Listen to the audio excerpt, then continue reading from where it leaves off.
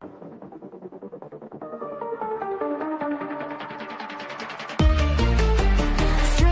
up, she's in the zone, breaking it down from her comfy throne. Smart as hell with a side of flair, politics sass and a killer stare. Crazy's lurking tail in the frame, chat's already playing their games. That target day, sharp and bold, hot takes drop while the chaos unfolds. Truth with bite, filth in the way, still showing up every streaming day. Brains and vibes, she leads the pack, now buckle in, no looking back. That dark night, let's go!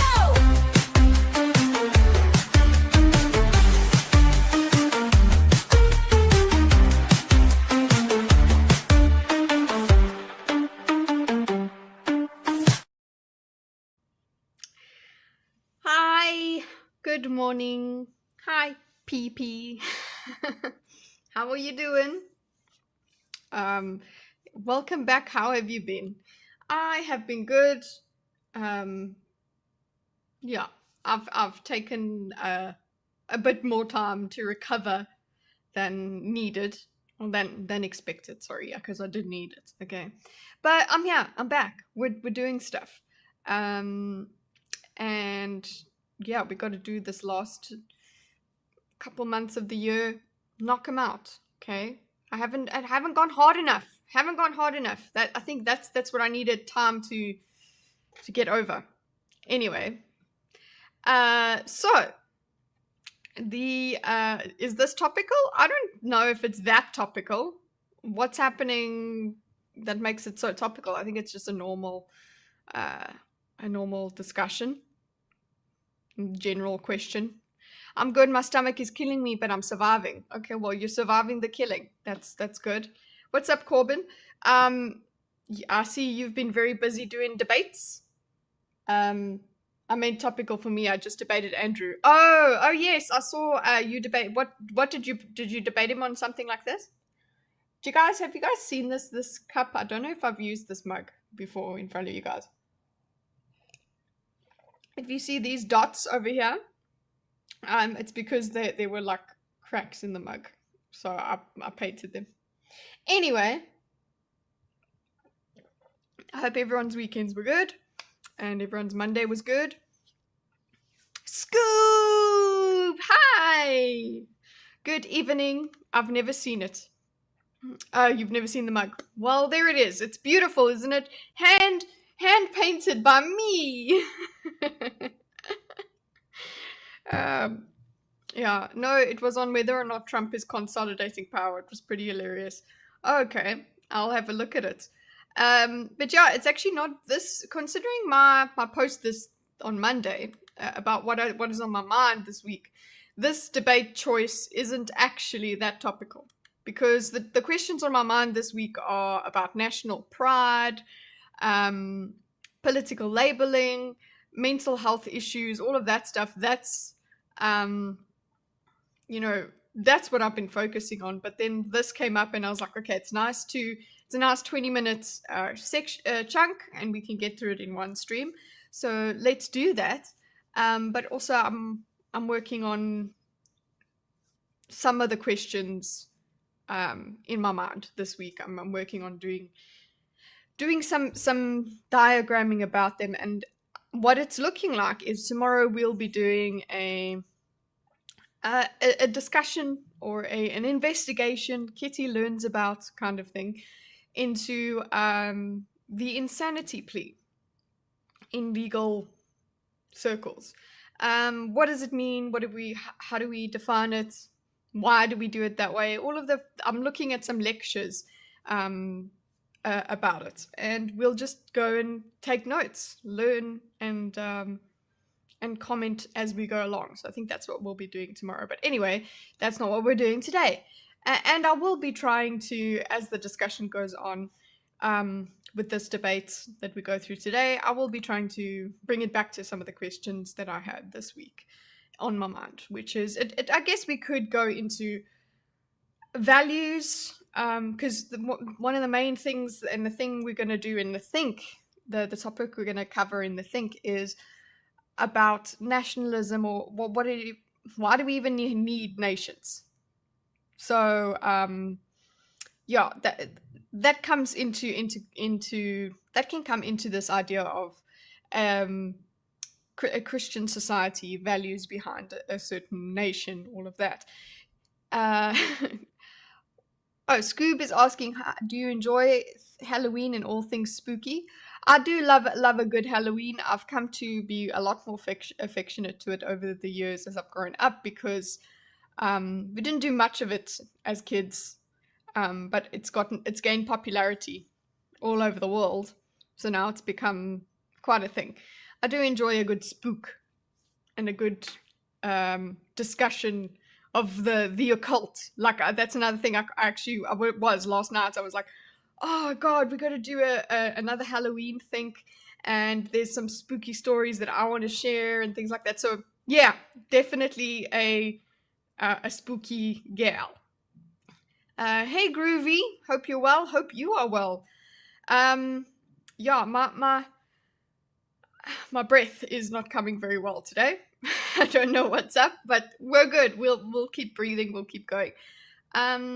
Anything else to chat about before we jump in? Yeah, I think that's about it. Oh yeah, if you haven't already, go and have a look at my shorts, my shorts tab on the channel. I've started something called Touching Grass with Kitty, and that's, yeah, it's literally what it says on the box. I go and touch grass, but I also have, it's a part of a little mindfulness gratitude practice where you think about something mundane. And no, not 420 Groovy, especially not where I live. Normal grass, and yes, there is grass in the UAE, guys, in Dubai. They make sure we have, and people are like, oh, so it's all fake. It's like, no, the AstroTurf is mostly people have that in their own gardens, but there is a big concerted effort to make real green spaces in Dubai, and they are very heavily watered and manicured and whatever, and they're beautiful. So it's very important for me to take advantage of that, and I haven't done it. So I've incorporated it into the content to try and make it an obligation I have to do for more than just myself. So anyway, that's what you saw that short. Yes, Scoob, thanks. I think you commented, yeah. So yeah, I do appreciate any interaction on those. And you know what? I would really appreciate it if you did it yourself. Okay? I think it's quite ironic that, yes, I'm using a phone to say, hey, go and touch grass. But it's a reminder. It's like those shorts that come past that are like, drink water. Okay? Just things that are good for you. Do them. Okay. Hey, Zaxi. I hope you're feeling better. There was no Circle of Jerks this weekend because Zaxi wasn't feeling too well. So I hope he's feeling good. We have a birthday, What's Good Wednesday coming up. So busy week, boys. I hope that you can make it. It sounds like it. The fact that you scheduled it. So, right, let's get into this discussion. There. Okay, so the debate we're going over today, let me go into my diagramming. Right. The debate we're going over today, let's start our background music and see if everyone's going. That's a big vodka mug. I've got my vodka, my little souvenir vodka. So I had leftover currency as I was in the airport, and I had to try and find a vodka that I could buy for just that amount. And there were one really pretty bottles that could have been for 25 zloty, and I only had 24. And it was so. Anyway, so I found quite a nice little bottle, and it's tempting to just drink that, but it's supposed to keep it as a souvenir. Stream is liked and shared. Thank you, Scooby. Guys, be more like Scooby. Like the stream and share the stream. And boys, I'm so close to 1,700 subscribers. Let's do it. Don't use alternative accounts. I want real subscribers here. Okay, so do that. Share it and tell your mom. And yeah, maybe tell people that like vodka. I like vodka. We could be friends. Okay. Cool. So the claim that we're going over, because now modern day debate actually does basically a surrounded, but it does. I think it's 5 claims, and then it uses you're supposed to have. It sounds like it's supposed to be 5 people, but it's 4. In this case, against a person who brings the claim. And the claim that we are examining today is atheists benefit from a Christian society. This is Andrew Wilson from The Crucible. And this is what he, one of his claims is. He's got some other ones like Christians can rule as much as secularists and things like that. But yeah, this is the latest one. And yeah, I prefer it. Look, it's only 5 minutes, and in the comments, people get a bit upset. They're like, oh, it's only 5 minutes. You should give them 10 minutes each, blah, blah. They get upset with the format. I suppose I could say the format's better than Jubilee Surrounded. So let's just be happy about that, number one. But it's nice, bite-sized debate. It works for us to start talking. Gives you the basic responses that you would get for a question. And yeah, I suppose they could break off and do long debates between just one of the opponents. Like that would be a thing. So I'm not really that upset about the time limit. It helps me out. It helps us out. We get to do one of these in one session. So let's do that. So, talking about the actual claim, before we go into the actual video, the actual claim, my vibes about it, my feedback about it. It's kind of like one of those Jordan Peterson claims that is kind of like, well, fine.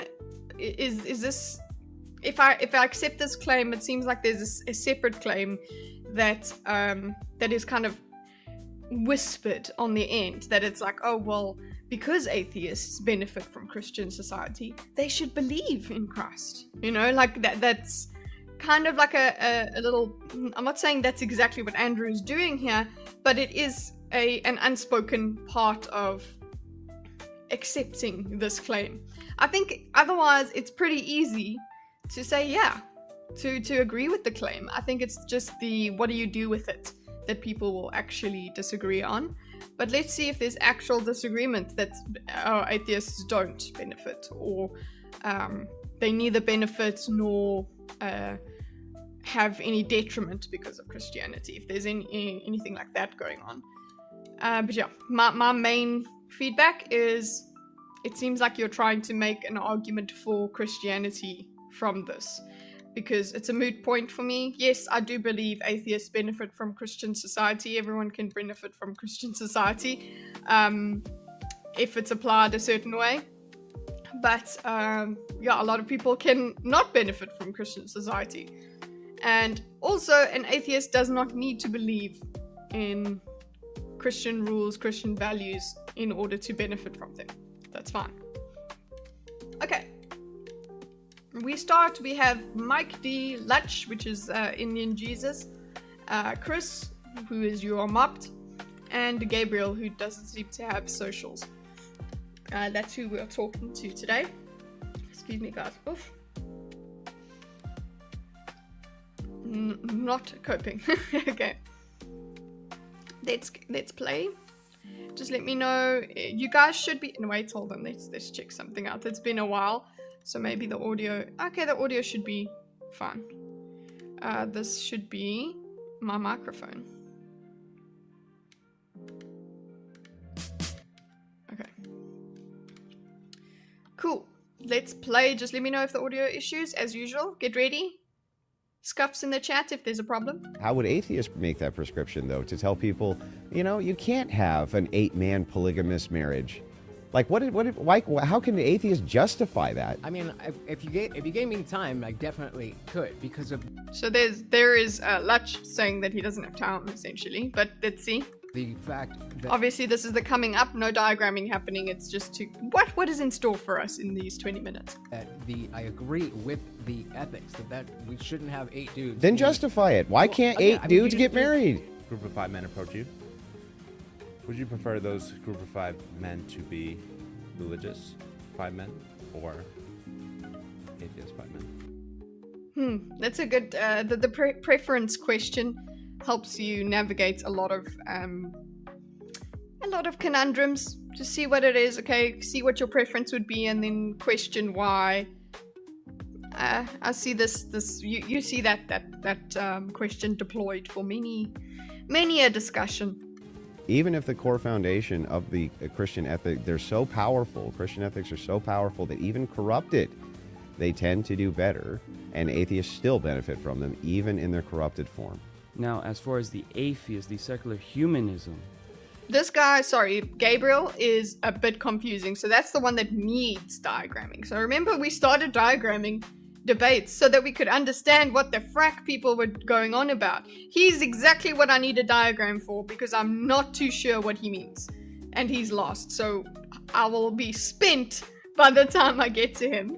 But everyone can benefit from Christianity. There's lots of people that don't. Pharisees did not like that. why aren't they persuaded by the truth of Christian ethics in all of its purity, and they still deny it? Okay, we still deny it. Well, that's besides the point. So there's a lot of that's besides the point when it comes to that guy. Very epic. My name is Andrew Wilson. Guys, how's the video volume compared to my volume? Please don't let me be too soft compared to them. I know you prefer listening to them, but you have to listen to me. Okay, I guess it's up to me. It's with my problem if I haven't fixed it. Anyway, so this is the Crucible. This is his claim. I'm the host of the Crucible, popular entertainment channel on Thanks, YouTube. And today I'm going to be debating 5 different people on 5 different topics for 5 minutes. Next topic, and So it's not 5 people. give a bunch of meat to them, is that secularists and atheists also benefit from being in a Christian society. Okay, secularists, atheists. Let's put that secularists and atheists. But I mean that's a synonym essentially. Lots of people put them in the same box anyway. All right. Matt D, the drunk debunk show. So we actually might get to disagree, so that's nice. Yeah, they've been. If we did this the same people on previous debates, and they mostly agreed. It was interesting. Why does Scooby have a crown? Because she has won the XP. Okay. Do better, Cameron. So I think that a lot of Christianity and where it benefits comes Let's put some of this. from in-group and out-group behavior, right? So Benefits from in-group and out-group behavior. Okay. Read better, Kitty. I can't read better. it's just true. I agree that as a nation base, Christian nations tend to perform well, right? We saw the debates the other day. Like, Okay, so he does agree that Christian nation bases do Christian nations do better. Okay, he agree. He agree, but what's the but? Is there a certain question? Is there a caveat? What's up? What are the things that? Oopsie, it's actually this. Sorry, that's too big. Calm yourself, okay? There you go.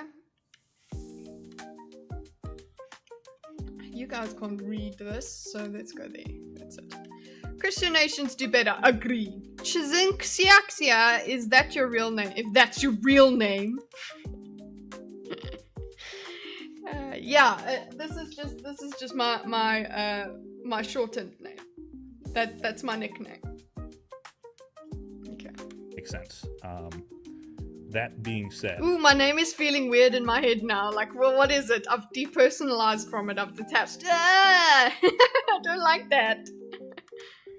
we saw the debates the other day. Like, Like, it you makes know, when sense. you say a word too many times, it loses meaning. That happened. That being said, there are studies about people who are not religious coming up in religious households, issues with deconversions from religious groups. Like that, to my understanding, seems to be a pain point for secular people or atheists in predominantly Christian communities or nations. Okay, so he brings up, like, basically, yeah, I've become the kitty. I don't know if it's exchanged for kitty, it just completely depersonally. Who has raided us, Scoob? Who has raided us? I can't see. StreamYard is lame. Let me get I'm gonna have to pop out the chat. Ugh. Guys, also just beware, my YouTube, my internet has been a bit spotty because there were some underwater cables that got Nikki. Oh, Nikki, we are on for I think it's the 15th. So yeah. Woo! Hi guys. Did you enjoy your Meowskillin Monday? Sorry, you have to call it a Meowskillin Monday. I appreciate the raid, boys and girls. Nikki, yes. Listen, I didn't work out. Just as soon as I see Nick, I have to tell him what I'm doing with workouts. I didn't work out exactly yesterday, except I just walked. Okay, I went for a walk for 45 minutes. And now this is 45 minutes at like 35 degrees Celsius, whatever that is in American. That's hot, okay? So basically, yeah, I just sweated out however many kilograms of water. It was a proper thing.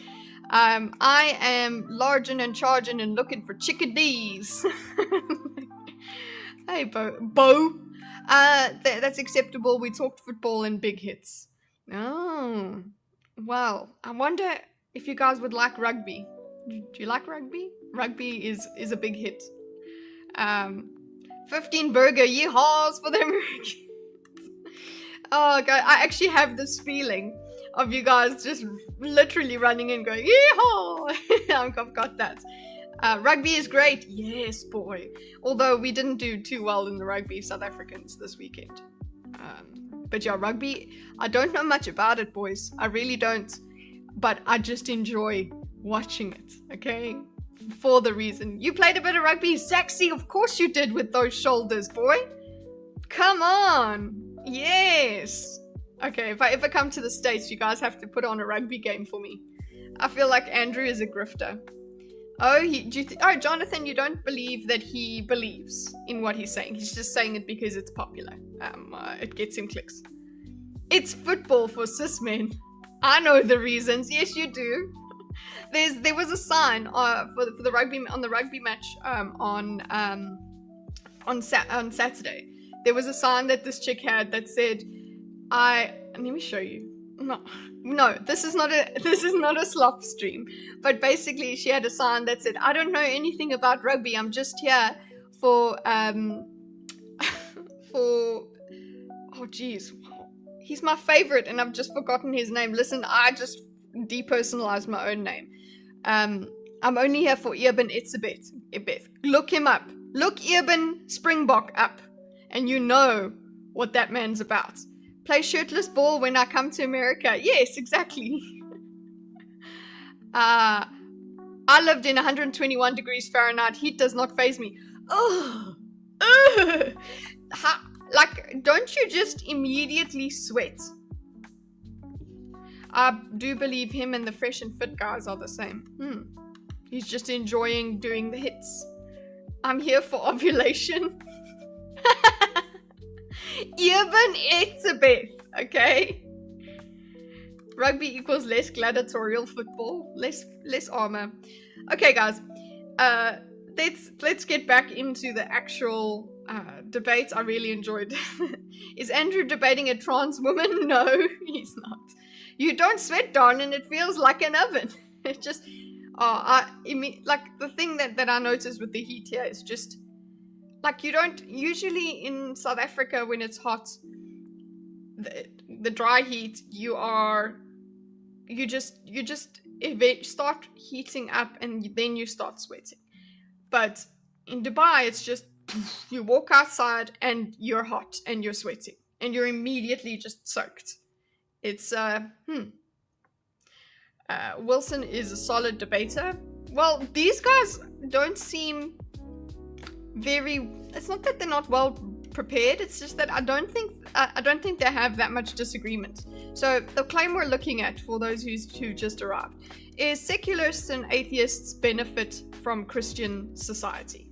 Okay, I don't think it's that much of a question. It's like, yeah, having Christian ethics as the backbone of a lot of laws and things like that. There's a lot of mercy, forgiveness, that sort of thing. So we can do that, and that does benefit people. But I suppose one of the things that Mike D has now brought up is that, yeah, there are people that suffer from Christianity. Certain people, they actually don't, they land up being harmed by the ethics, by the rules, by the judgments of the Bible upon them. We did an entire show on African time when you were away. Damn it! I need to go and watch it and give my comments. I'll put timestamps and everything. Is it the Circle of Jerks? Or which one was it? Just send me the link and I'll go and watch it and see if I can corroborate anything there. I work on Italian time, which is even worse. Other people are atheists in predominantly Christian communities or nations. It was COJ. Yeah, sounds like a COJ topic. So Christian. Well, what did he call them? Not detransitioners. What did he call them? Seems to be a pain point. Groups like that, to my understanding. Deconversions. Okay, deconversion. And conversion, like conversion camps and all of those people.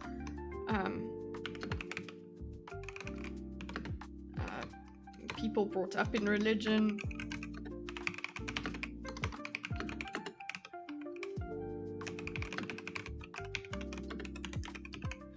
Facing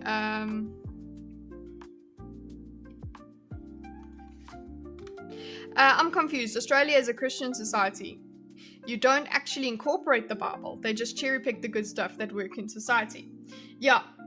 That I feel like, yeah, what Andrew seems to be arguing for is actually, he doesn't like the separation of church and state, but he does seem to hold that belief that, yeah, the remaining laws and quite a lot of morality is from Christianity, from the Bible. That's his argument. All of it is from there, and he seems to have this that there is no. I think we do get into this argument of there is no justification. There's no reason to be moral without Christianity. That's what he's asserting.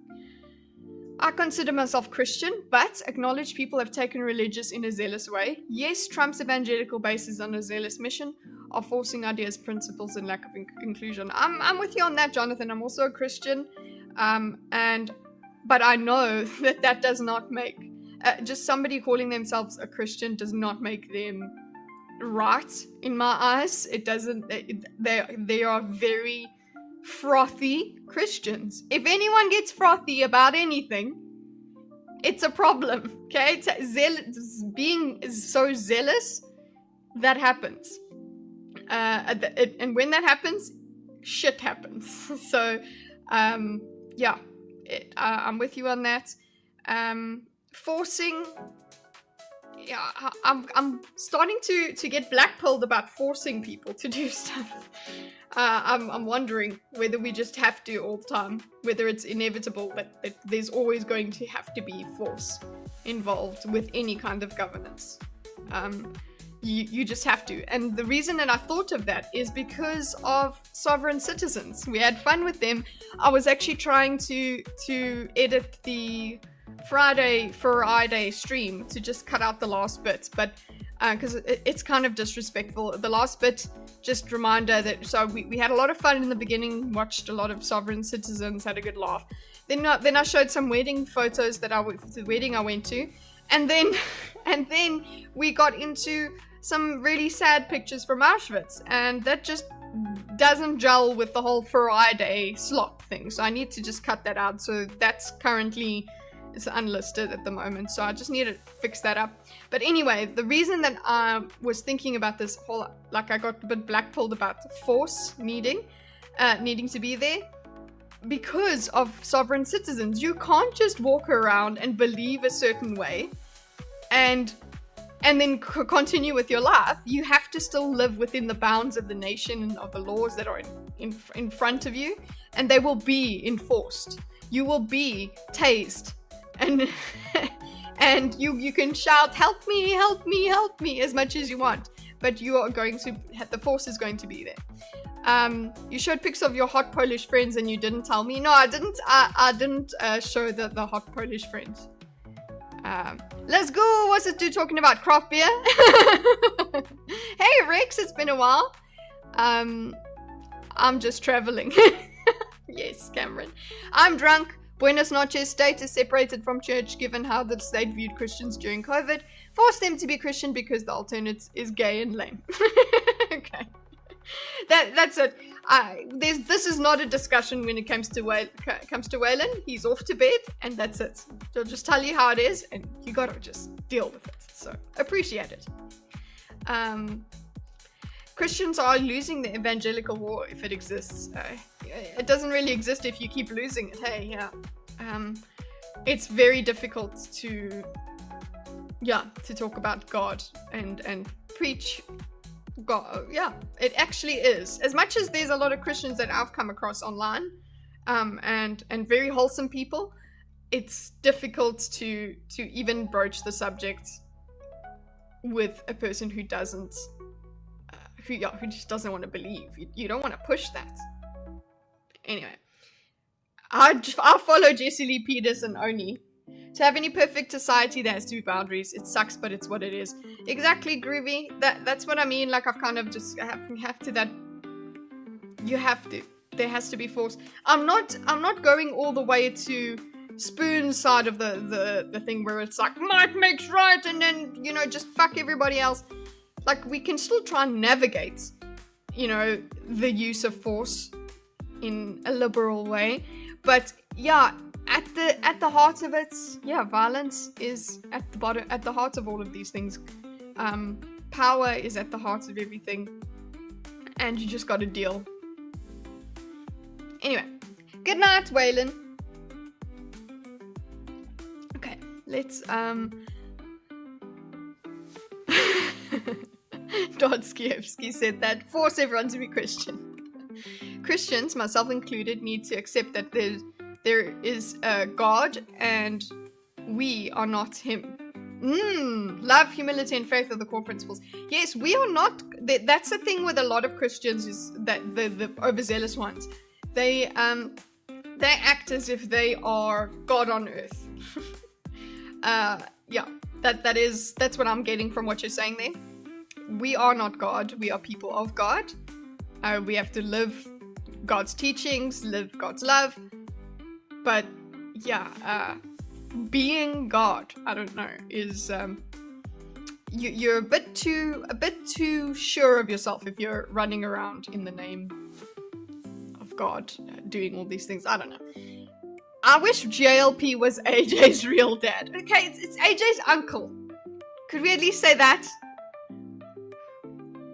JLP did an interview recently with a young Christian evangelist. It was really good and seemed way more based than I expected from Gen Z. Let's look into that. Can you put that in the Discord, Groovy Groove, please? I want to see that. Okay, let's go. I can say that. You can say it. You can say it's his uncle. Cool. All right. So Mark Deeg, boys. Okay. Deconversion. I think he's talking about conversion therapy for homosexuals. Conversion camps. Okay, he didn't speak about that, so just call it deconvert. It is the word he used. People brought up in religious households when they don't believe. Okay, so essentially he's citing. What he's citing is, look, yeah, Christianity is not all perfect. People still suffer from Christianity. Religious, you know, not wanting to be religious, you can actually be persecuted in, like, just the in-group, out-group. Let me bring it, just bring this in as just a normal, because he did bring it up, but he put it in a weird fragmented sentence, so I'll just put it in a weird fragmented block. In-group, out-group relations. Out-group relations. So it's if you're out of the group, then you suffer. So I guess that these are related in this way. One leads to the other. Okay. However, so actually this is however. It says however, because he did say that being said, which is another word form of however. Okay.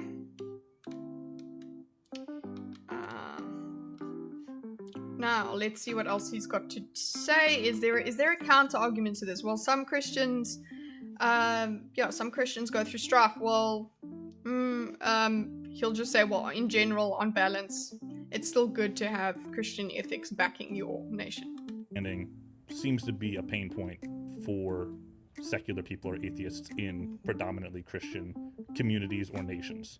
Okay, yeah, so if you are not a Christian, you will actually not benefit from Christianity because you're not a non-believer.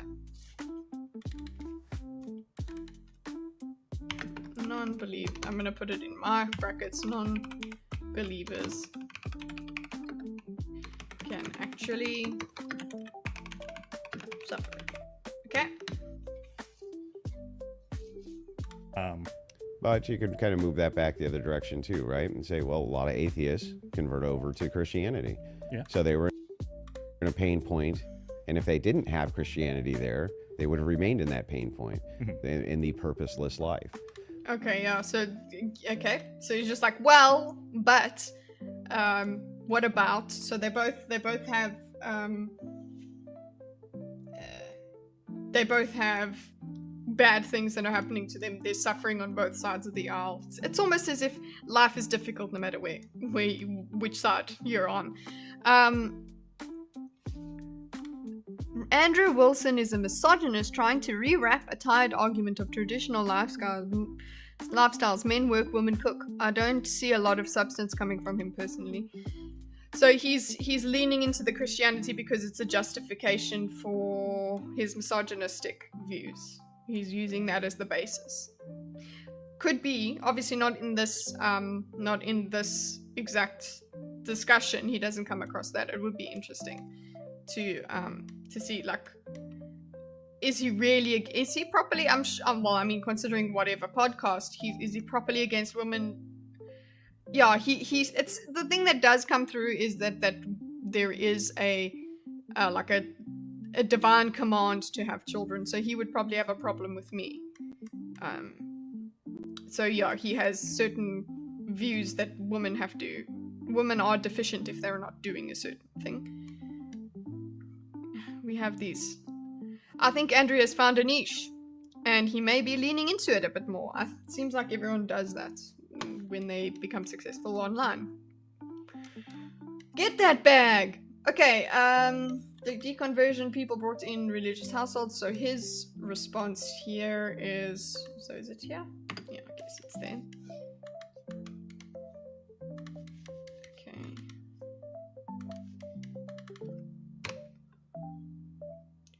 Creamage is cheating on Kitty. What's Creamage doing? Where is Creamage? Oh, Creamage is probably on what do you call it? Cindy's stream. No, I'm sure. He's doing. What's it? Cindy deserves Creamage. It's okay. He's with Cindy. Yeah, I know he's with Cindy. It's okay. It's okay. No, Scoop. It's okay. He's not cheating. You're Peepers. Technically you're cheating because you're in both of our streams. I'm sure. Ban him. And then carry on using his background music. I don't know what Andrew's motives are, but I know he has standards. I respect anyone with standards. After all, even sluts have to be classy with that in the eyes of Kitty. We all have our standards. Exactly, Granola. At least if you state your standards and if you state your standards, remain consistent with them. Don't be a hypocrite. We're good. Two-timer, Scooby. Listen, how many of you? I'm sure a lot of you are just listening to you guys are lurking here and listening to Cindy. You're not wrong. I'm calling out Creamage while I'm doing the same with Cindy. Okay. But Cindy deserves all the love. Saw an interview with Andrew's wife. She said she hardly makes anything per month and Andrew is smashing it. She seems to back him up. Yeah, that is, if that's the way it is, that's the way it is.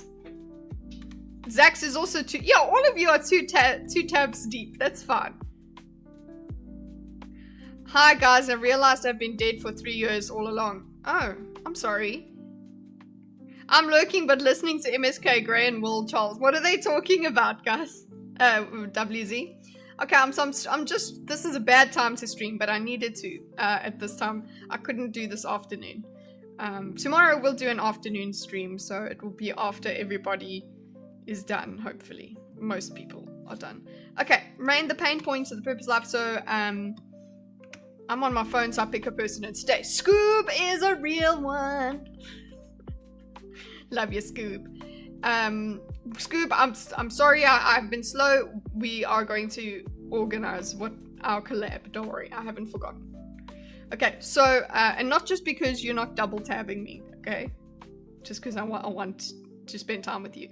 Okay, remainder pain points of purposeless life. So people also convert to Christianity.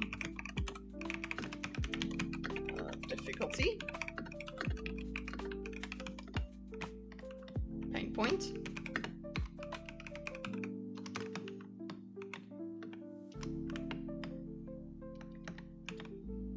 So MSK was being MSK, but their stream is over now. Box office, black people, and crusty socks. Oh god, always crusty socks. You can call it deeping. I'm watching on my phone now. Yeah.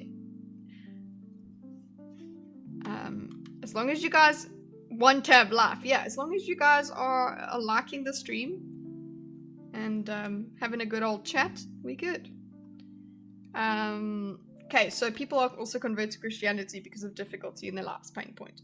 And what else? So it's basically they're suffering on both sides, essentially.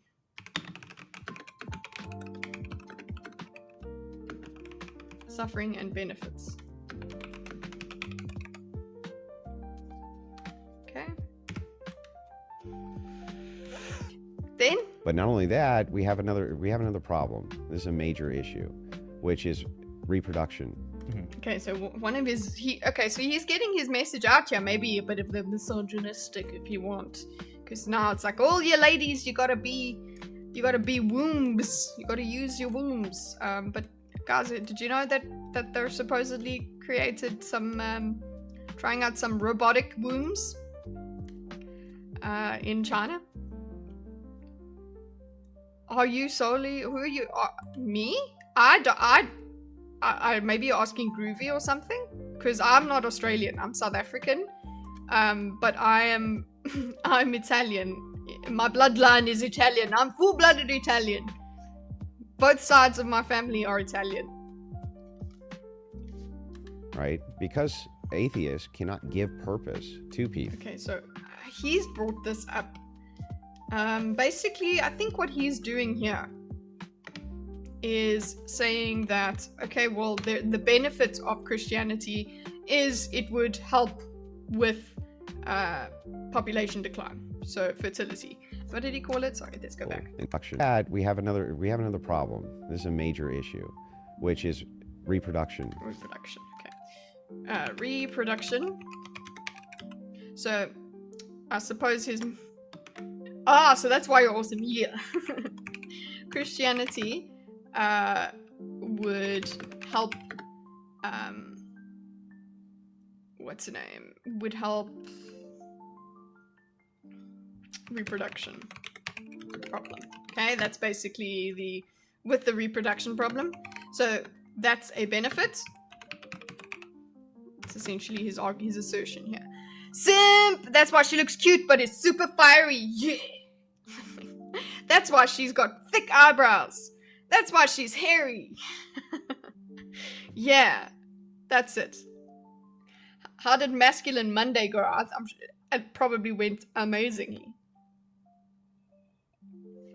Shows you're an expert on accents. No, a lot of people will confuse the Australian and South African accent. Australian is better known, and it's like, okay, people, the closest thing somebody's heard will be Australian or New Zealand.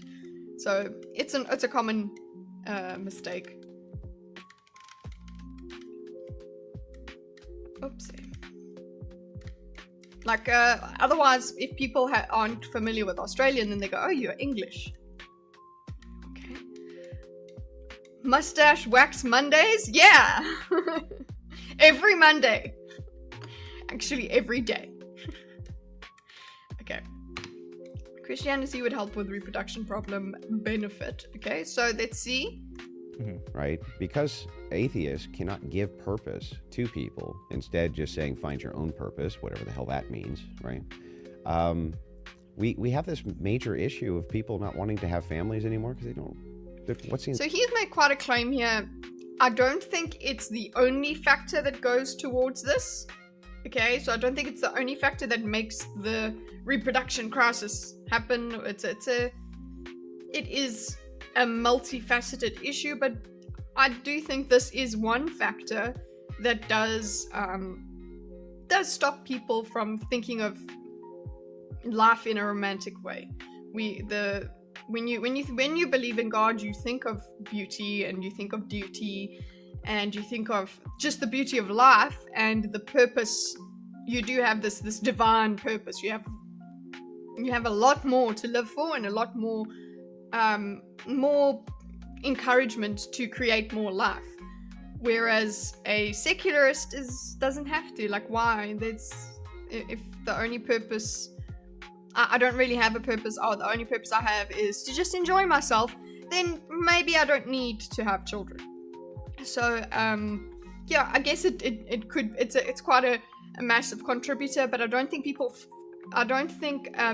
people consciously will say, I don't believe in God, therefore I'm not having children. That's not it. That's not how that works. That's, in my opinion, it's not really it. It's just it's underlying. It's part of a thing that just culminates in not having a feeling that you don't want to have children. You don't have this, I must bring life into the world, that sort of thing. So,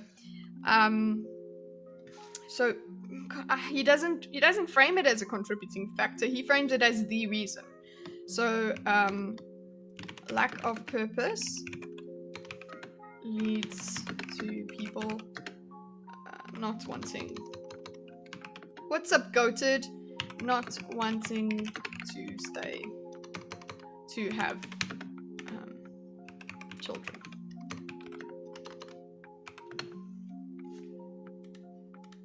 And yeah, because of this, he's got the atheists lack purpose. That is an underlying claim here.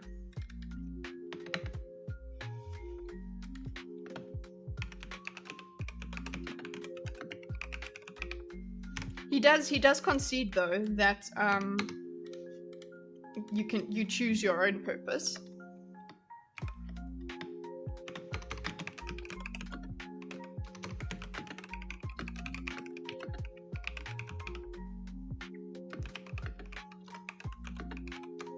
I'm going to put here, but it's inferior.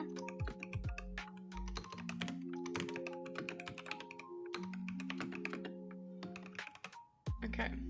What is the diagram? This is a diagram. We are discussing the claim. Andrew Wilson is debating people, and his claim for this diagram or this debate is the secularists and atheists benefit from Christian society. So yeah, one of the things that I said is an underlying thing here is, okay, if secularists and atheists benefit from Christian society, maybe they should give it a try. They should give Christianity a try. And so far, Mike D, the first person who has come up against him, says, well, yeah, he agrees that Christian nations do better, but if you are not a Christian and you live in a Christian nation, you can actually face some persecution and some difficulty. So he's like, well, there's also people that aren't Christian that do convert to Christianity and benefit from it in that way. So they kind of balance out, I suppose. And there is no pushback from Mike on that. Then he talks about something else. He goes, well, Christianity would help with the reproduction problem because we're declining birth rates. He is positing that a lack of purpose that comes with atheism actually leads to people not wanting to have children. So my thing is that it's a lot of different factors together, and that's one of them. But he's framing it as if that's the only one, that it would be the solution. Incentive. Like, what's the actual incentive other than your command, your divine command that this is the way you should do things, one woman, one man, right? One family, and your bid to multiply, right? All of the Western moving towards secular nations, all of them share this reproduction crisis. They're all below reproductive rates. So here's what happens. Sounds like they conceded within the first 5 seconds. There's a lot of them do seem they concede something, but then, and I don't think it's bad. No, I don't think it's bad to concede. Also, they don't know the claims beforehand, so they're not there to disagree. It's a debate, but they're there to discuss and find disagreement. So he did put some disagreement, but then still come out with, well, it's not perfect, essentially, because he did say he agrees that they do better on average, but there's still people that can not. So yeah, there is a bit of that throughout all of them.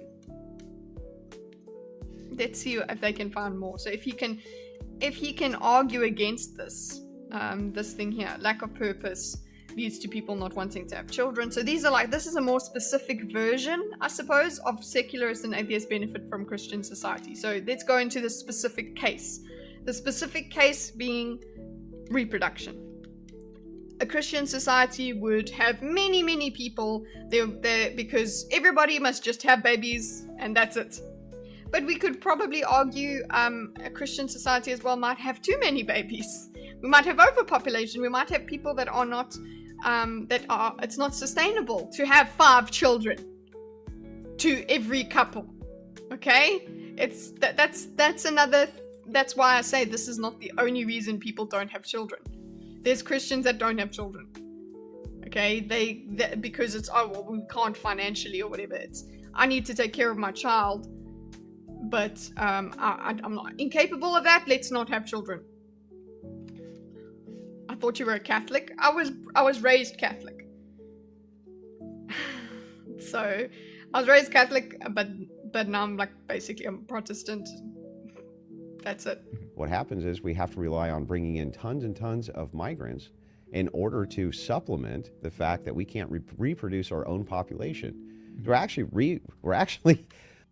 Why was my message removed? I don't know. What was your message?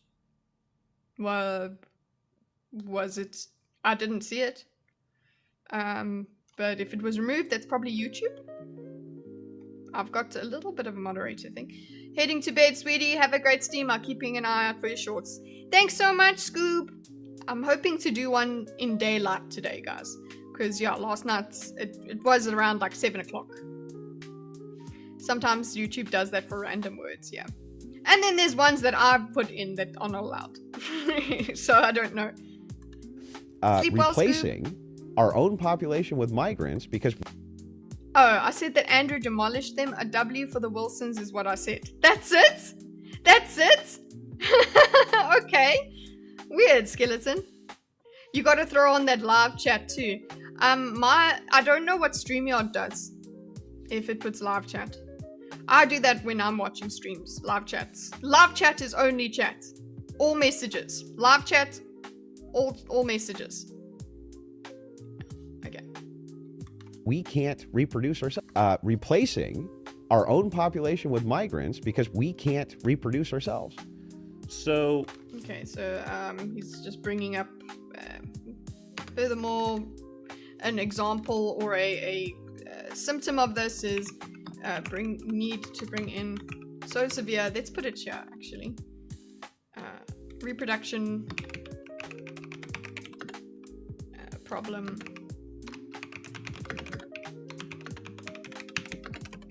We have to import immigrants to replace yeah, people. Yeah, and if you don't have people that are in the wage cage, then you don't have social support for your elderly. So oopsie. I think there's a distinction between... But then there's me who's just like, well, put me down when I'm not useful anymore. We can't and we don't. Like, I'll just agree with you, right? Like, if the birth rates are low... Okay, that's fine for clarity. What? There's a distinction between... Can't and we don't. Like, okay, so he's now disagreeing that it's not that we can't, we don't. Cool. That means that it's a choice. Choose their own purpose. Severe that we have to import immigrants to replace people we can't. So his main, one of the things he said, we can't replace ourselves. Okay, and he's like, well, distinction between can't and won't. Okay, fine, but that's not the point about whether can't and won't. Actually, this supports his argument. It's not so much that we can't, it is that we won't. And the reason we won't is because there's no Christianity. That's his argument, okay? I'm not necessarily agreeing with him, but I'm just saying this is what his argument is, and I think this actually supports his argument.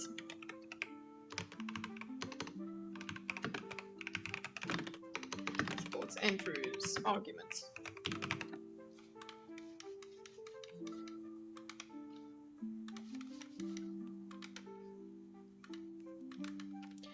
The won't implies choice. His argument.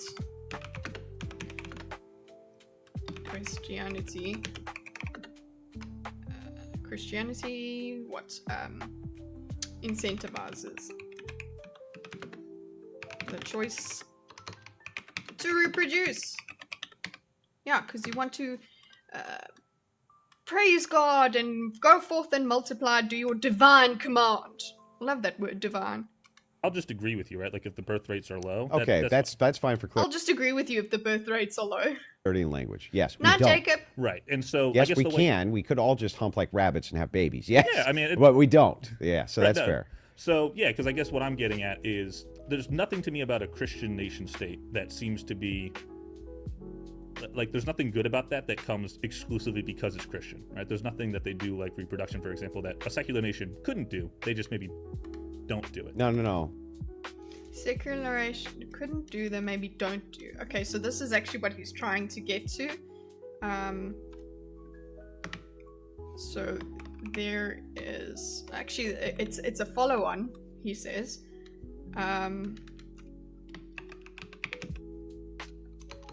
a secular nation can do what a Christian or how did he word it? There is nothing.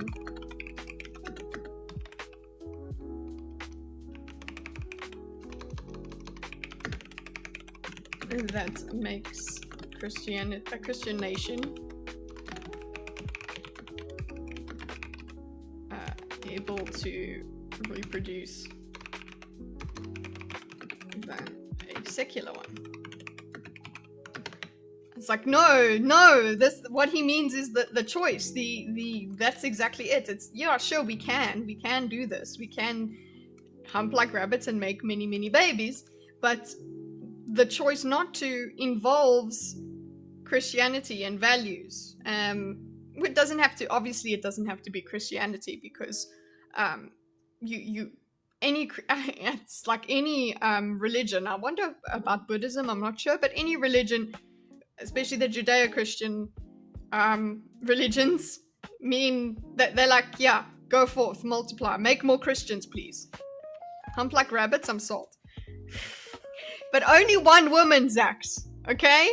We are not in the Old Testament anymore, okay? Only one woman. Right, so there's nothing in particular that makes a Christian nation more able to reproduce than a secular one. That's actually, sorry, that's not a red block, but a blue. Okay. And, well, we're going to have a disagreement here. No, hang on. There is. Okay. One of the things, the major benefit of a nation which is under Christianity and the laws that govern Christianity is that you're going to have a one-man, one-woman policy, right? It's not mandated, but yeah, so there is, and he explains, under Christianity, one man, one woman policy. So everybody is issued under Christianity, everybody is issued with the woman. And you know what? Yeah. If that woman is barren, well, fuck. Well, actually, no, don't fuck, because then you're just fucking for the sake of fucking and not for children. Oh god, sorry, mom. Okay. Which creates monogamy. What, monogamy? Okay, it's monogamy. Secular nation. Okay, so secular nation, on the other hand. Secularist nation doesn't have that. You can have polygamy in those nations, right? Okay, but you can, but you don't necessarily have to. That's the point I guess he's making, is like, yeah, but we could still have monogamy. And Mama Kitty's not happy. Yeah, I said a lot of F words in succession there.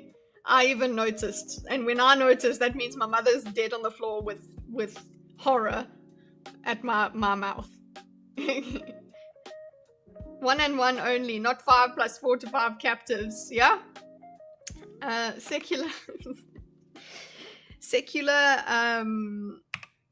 societies can have polygamy.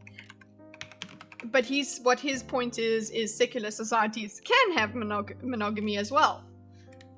We can also argue for monogamy from a secular point of view, where it's more healthy, but I guess people can also argue for polygamy, and they will, which is good for you guys.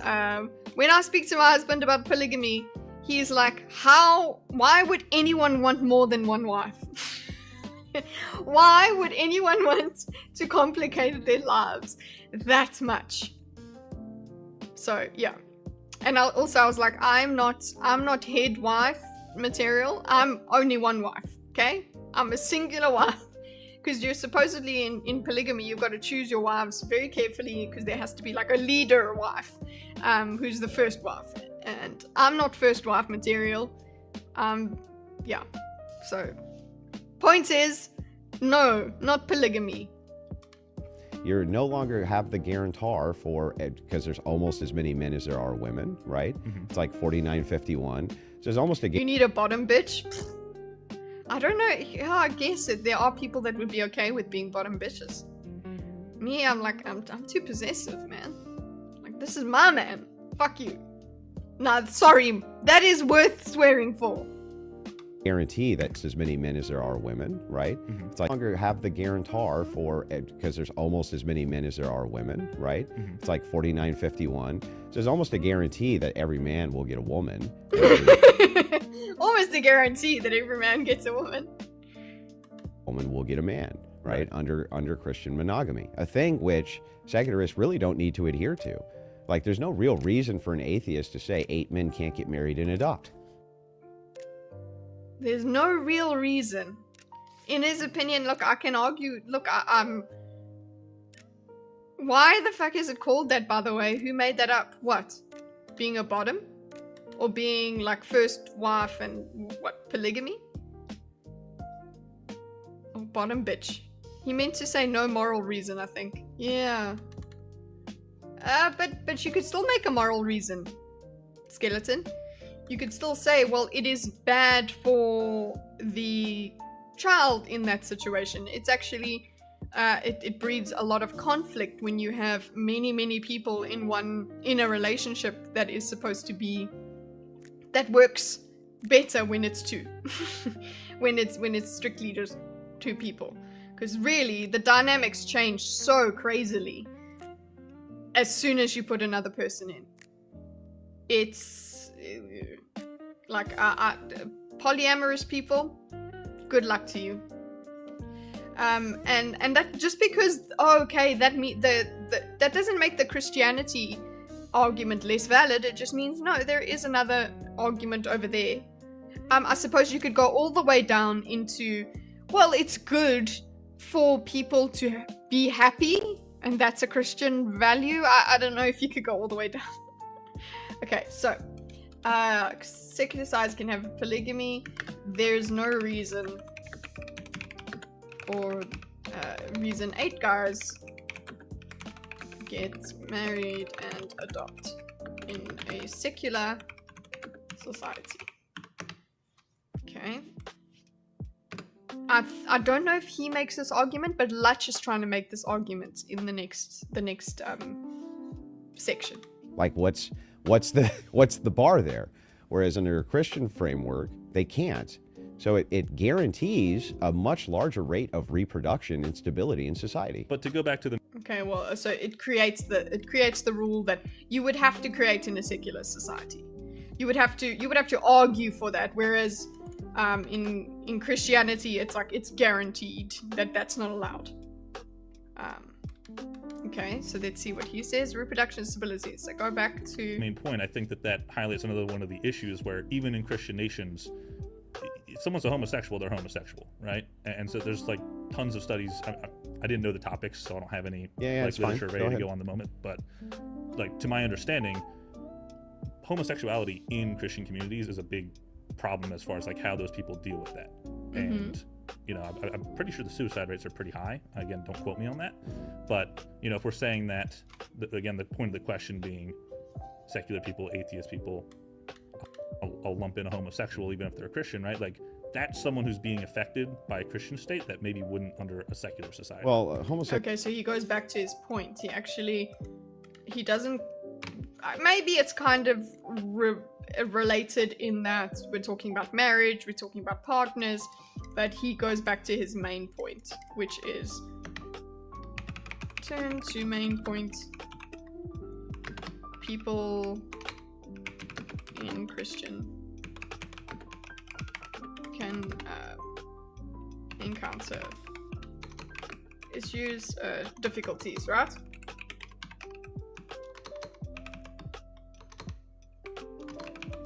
Example, homosexuals.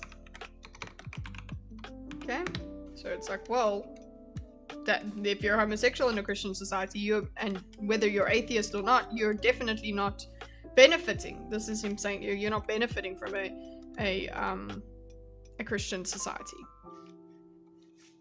Okay. Sexuality is a minor issue. Okay, so minor issue doesn't matter. Okay, so I guess it does matter, because if he says it's a minor issue, if he just considers it a minor issue, he's just like, well, on balance. Okay, so my whole thing is secularists and atheists. On balance, just in general, if we look at it across the board, on average, they're okay, they're benefiting from it. And even say a homosexual that is being mercilessly persecuted by by somebody who's trying to convert them, they still benefit from the other things in society, like reproduction and what do you call it? I don't know, morality. Just general, don't do this. If you're a bad person, you're not benefiting from a good society. A bad person can definitely benefit from a good society. It's because there is a bunch of rules that they can break with impunity. They know the rules. They know that other people are bound by rules that they are not bound by. They can absolutely benefit from them. Yeah, but actually, conservative gays are happier than leftist degen gays, so they're benefiting. Okay. Yeah, I suppose because they're mimicking more of the traditional couple, the monogamous, not hypersexualized couple, normal gay people in Western society, not in the other places in the world where it's not acceptable at all. We're not going to talk about that. Okay, return to main points. People in Christian society can encounter. We're talking about Christian societies here, boys. That's it. Keep it in our lane here. Return to main point. People in Christian society can encounter difficulties. Example, sexuality. So he says that is a small issue. Okay, so it's not an issue. And well, what are we going to do with that? And I think his proposal for that is just like, we'll go into the seminary and want to abuse children. Go just be celibate. That is another thing that some people have accepted. Some Christians have accepted that you can't actually change this. So just expect them to be celibate. Just don't act on it. It's okay, fine. I agree. It's not a choice, but you do have to not act on it. Okay. In a larger issue of what's called alternative family mechanisms. Mm-hmm. This is the idea not of man marries woman young, right? They have many children. They grow together into old age, but rather into an. I don't disagree with you there, YSF. I don't disagree with you there. Just literally from online, what I've seen, like it's the same thing where somebody says, a degenerate leftist, right? A degenerate leftoid is probably more sad than a conservative because there is no structure to hold on to. Everything needs to be deconstructed. You are exhausted when you there is a reason that you could call yourself a bleeding heart. What do you call it? Liberal, right? A bleeding, the thing that they used to call. It's like, yeah, you're just bleeding when you're like that, when you're a leftoid. When you're just taking on all the pain of the world, and expecting to change the world when the world has this immovable nature. Dave Rubin is an example of a gay beneficiary, but Rick Rubin is an example of being a beneficiary for fighting for your right to party. I'm bleeding heart, which is why I'm so against leftist degeneracy. Oh, really? That's interesting, YSF Memories.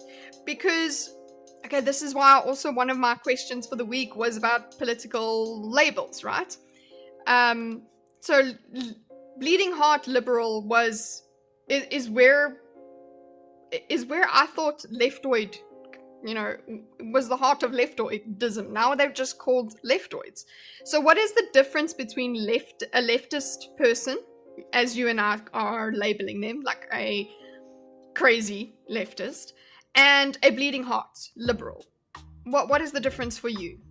I'm obviously just it's just what I thought. Leftism is pure evil and hypocrisy. So what is bleeding heart? Because the way I obviously put those two together, I put them in the same box.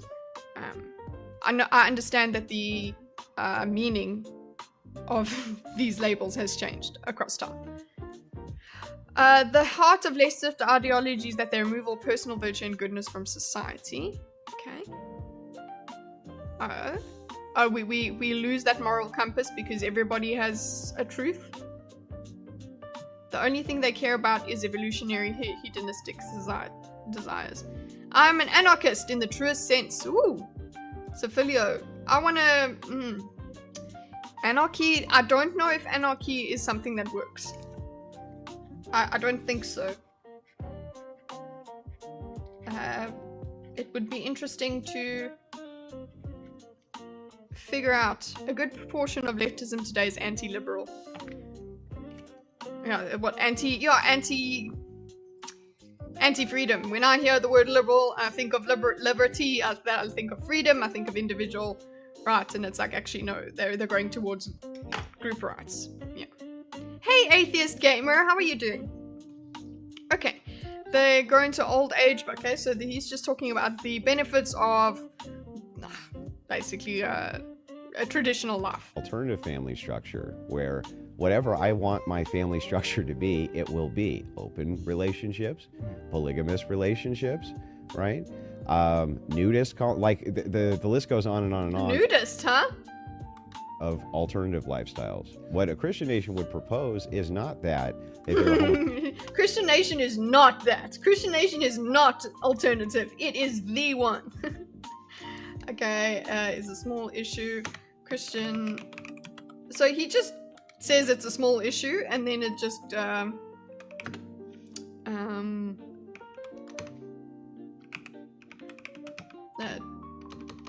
doesn't allow for the multitude of alternative family structures. So he hasn't really addressed this too much. He's just said, listen, nah, it's not that much of it. It's not it's not a big enough deal. Cool. It's a small issue. Shame. And then he just goes on further. And obviously, the leftoid and they think, how dare you? You know, these people still matter. Anarchy is based. It boils down to you don't speak for me. Yes, Gray, but were you here for the sovereign citizens? Barmy! To all my nudist homies out there. What's up, Barmy? Let's see, do we have a clip for you? I won't do a shut up bitch. Shall we just do a... What do you want? Do you want a shut up bitch or do you want a mbop? Which one? Barmy? I cannot stand Andrew Wilson. They don't speak for me, I'm traveling, says Gray. There's nothing you can have in a Christian society that you cannot have in a secular, so there's no benefit. Yeah, I think the thing is that in a secular society, which we get into, you would have to navigate this with a lot more difficulty. You would have to justify why certain things are not allowed. Whereas in Christianity, the justification is God said so, bruh. And that's okay. Give us a bop. Okay, let's go, guys. Let's pause background music so you guys can hear. This is the copyright-free version of Mbop for our Barmy. Yo, Barmy. Let's fucking go. Whoa. Yeah. It's coming, boys. Get ready. Fucking bop, bro. Let's go.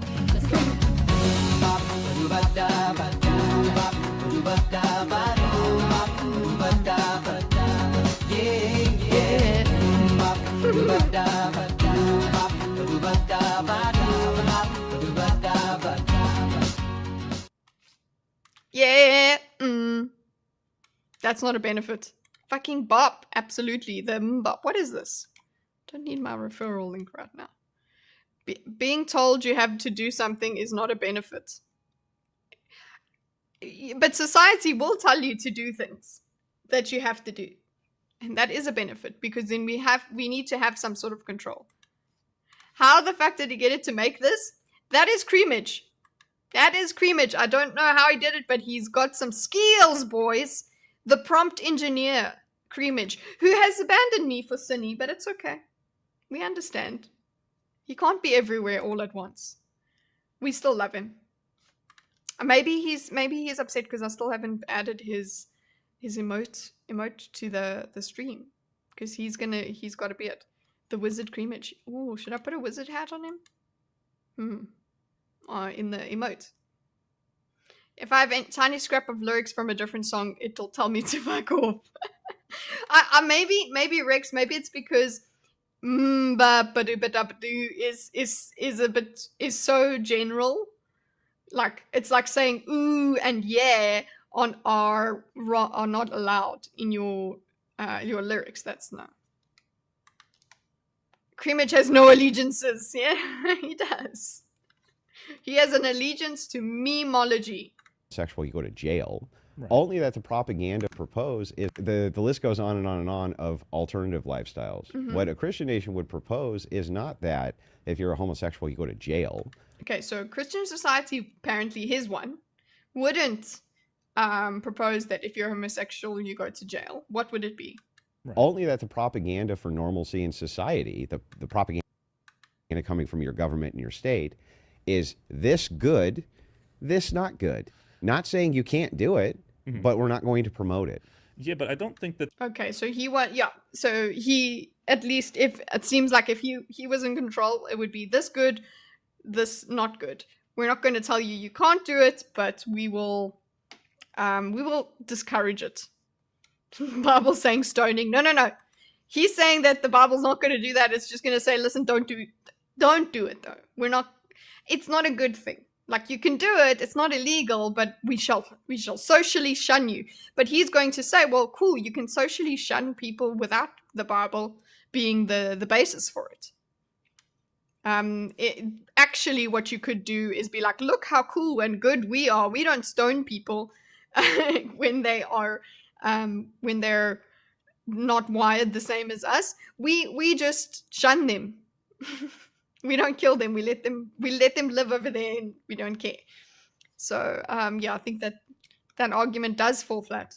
But that doesn't cancel out Christianity. Doesn't make Christianity bad or whatever. It's just secularism can continue. That's how it has. But it can. I do agree. It can lead to the downfall of society eventually, if absolutely nobody is doing the natural thing, which is having babies. Come on, y'all, go in. Listen, somebody who's had an extra child, an oopsie, they've made up for me not having a child already. So thanks. The measure of like when we look at children and how they develop, right? Like, the family structure. Yeah, this is where he can say this is where the example comes. It's like, yeah, we can argue from a care harm basis here and say, well, the family structure, we can still say the family structure is necessary because it's better for children. Structure isn't as important as the parenting methods. No, it is. The family structure is. Like, for instance, okay, so let's see where they were. So this is why people go, they needed more time. Multitude of alternative family structures. Basically, the secular. I'm just going to put here for him. Secularists can argue for a certain family structure. I do want to put in here that Christian society, he's not speaking for all Christians here, but well, he is, but they wouldn't allow it. Christian society wouldn't put homosexuals in jail. It just wouldn't encourage it. Okay. Instead, it encourages better family structures.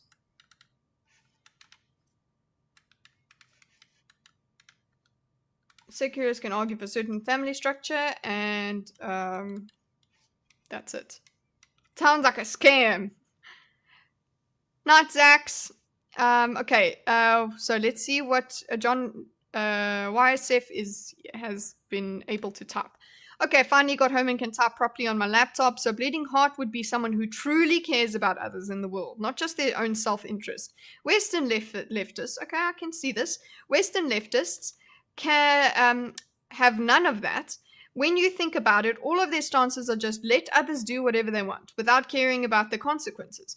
That is exactly what an uncaring, apathetic person would hold, like a babysitter letting a kid indulge in junk food and video games instead of doing homework. It's easier for the babysitter, but the kid's parents would never do that because they actually care. Okay, I get what you mean. It's kind of like, it actually is the reason that they go for these things is because they go for this sort of freedom. It's because it's more convenient for them. In the end, it's not really about it's better for those people. It's better for the others. I think that also comes with a lot of the virtue signaling. That is a symptom of what you're saying. When we say virtue signaling, it's not that they actually believe it. They do believe it, but they believe it for the purpose of the benefit it gives them. Look at me, I'm one of the good ones, is there. So I can see what you mean. A bleeding heart really does care, okay? It's just a collection of a bunch of single issue people gathering together to remove order from society. You can see this very clearly by looking at Taiwan. Why are Taiwanese separatists, the DPP, fully aligned with the woke left? Because they need to gather every single issue voter on their side. Yeah, that is the thing with politics. You do just find, you are politicians, leaders, try to find little spots, little buttons that they can press that will make people join them on their issue. It's all about them. But I think that's no matter what political system you're in. If you want support, you're going to do that with everybody. It has nothing to do with actual, real empathy and care and compassion. Okay, I understand that.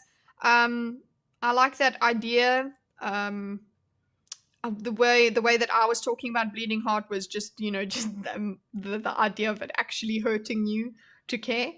But it's not so much that. It's actually, it's hurting you to seek out problematic things all the time. Yeah, it's like they do this for their benefit, but at the same time, it does not benefit them in the net view. It doesn't actually benefit them. It makes them quite sad people. Yeah. Amelia, deeply retarded? Me or the leftists? Okay, there we go. Secularists can argue for a certain family structure. Cool. So this argument is essentially what Lutch is probably is trying to get at in the next segment, but doesn't quite make it, I don't think. I think it's just a time thing. So yeah, we've got Lutch going.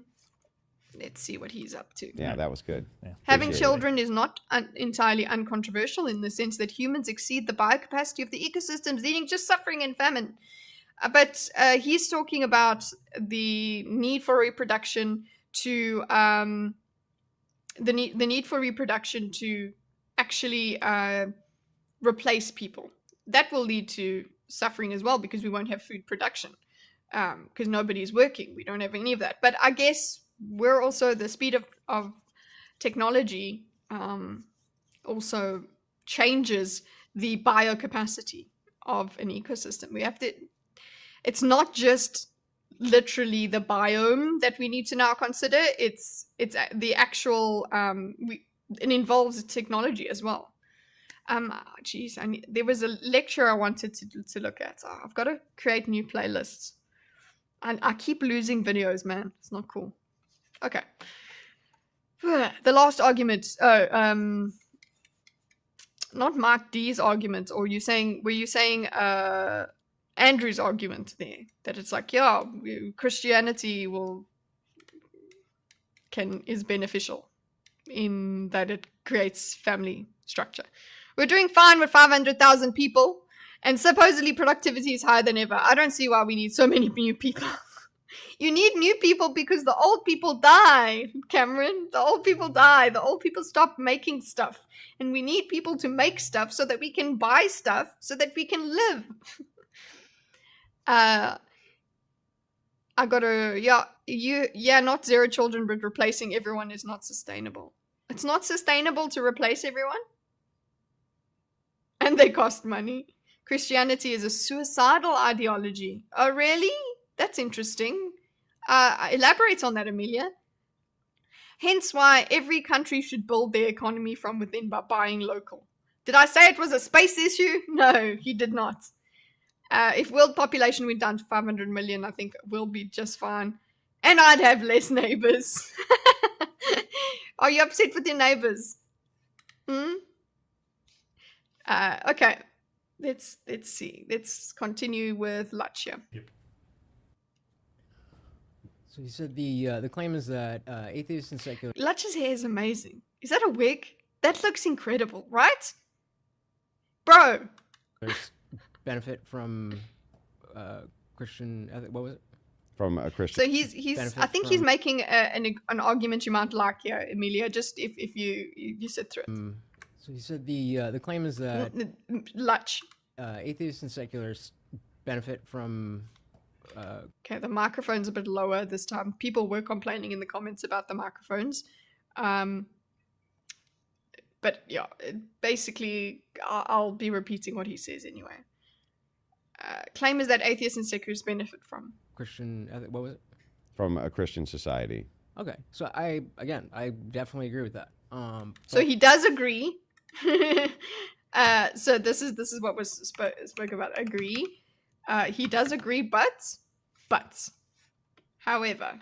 So his however. So agree, however, means agree but disagree. Agree, but it's not strongly agree. It's somewhat disagree, maybe, is where he's at.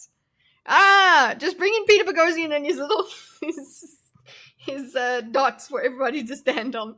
I think where would you say that plays into the acceptance of these values in secular people by separating them from Christianity?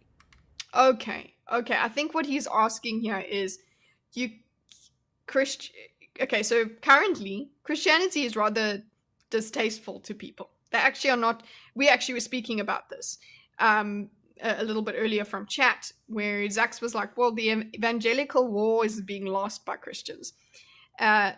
Christianity is not really that appealing to people. People are put off by it. But I would say people are put off by, okay, I was going to say people are put off by all religion, but it seems to be, okay, that was initially, most people were put off religion. Atheism was on the rise and secularism was the big thing.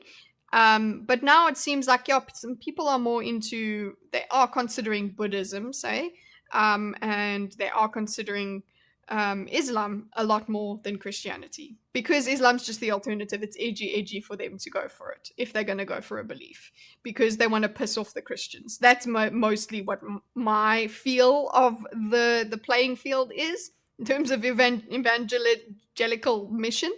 Okay. So what he is saying is like, well, look, if we want people to accept these values, wouldn't it be easier to just not attach them to Christianity, because Christianity is icky, okay, to most people now. So that's what I'm getting from this. How does it help people? Where would that? It's just the wording of it, and you don't have time to find the greatest wording in 5 minutes. The acceptance of these values in. Okay, so however the values, so essentially he's asserting, instead of asking the question, well, he's asked the question, but by asking the question, he is the values would be more accepted if they separated from Christianity. And I think commentary-wise, let's say, relates to, hey, Wadey, The quality of the people of planet surely means more than the quantity of people on the planet. Even the population rate reduces, hopefully we'll come out of other side better adapted life. I think that's either way, that's what happens. However, whatever needs to happen will happen to equalize. Nietzsche did a pretty good job of convincing me Christianity is woke. Well, okay, it's woke because it loves people and everyone is okay. I don't know. Is that what you mean? Okay, so I'm relating it back to what what's it Mike was talking about.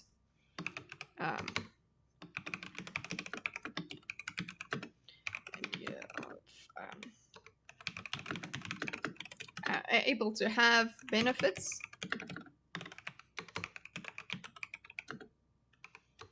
of certain family without well, okay, that's basically what his point was there.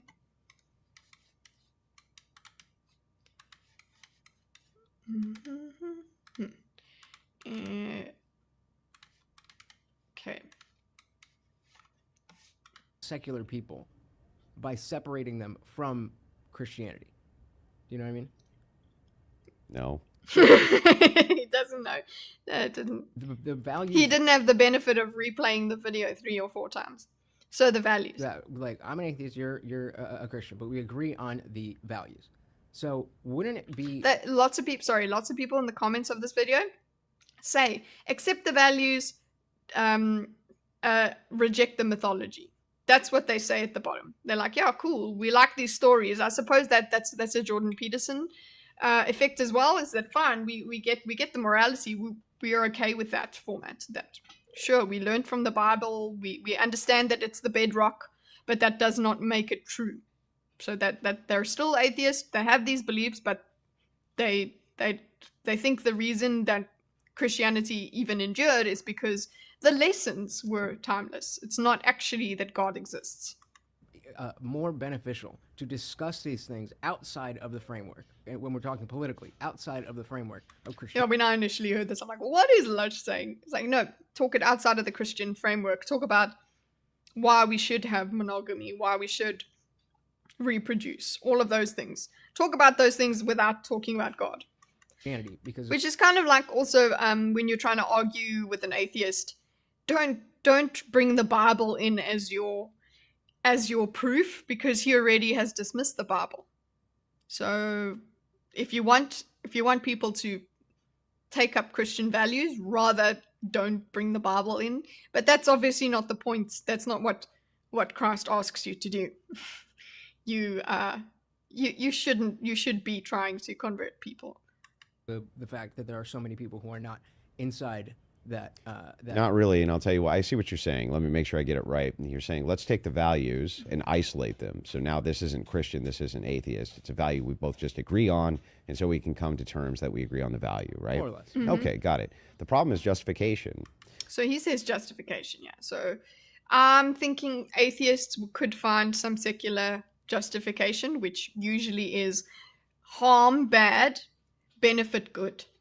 So how does it harm us? You could go to utilitarian, you could go to, whether it's just, is it good or bad for the masses?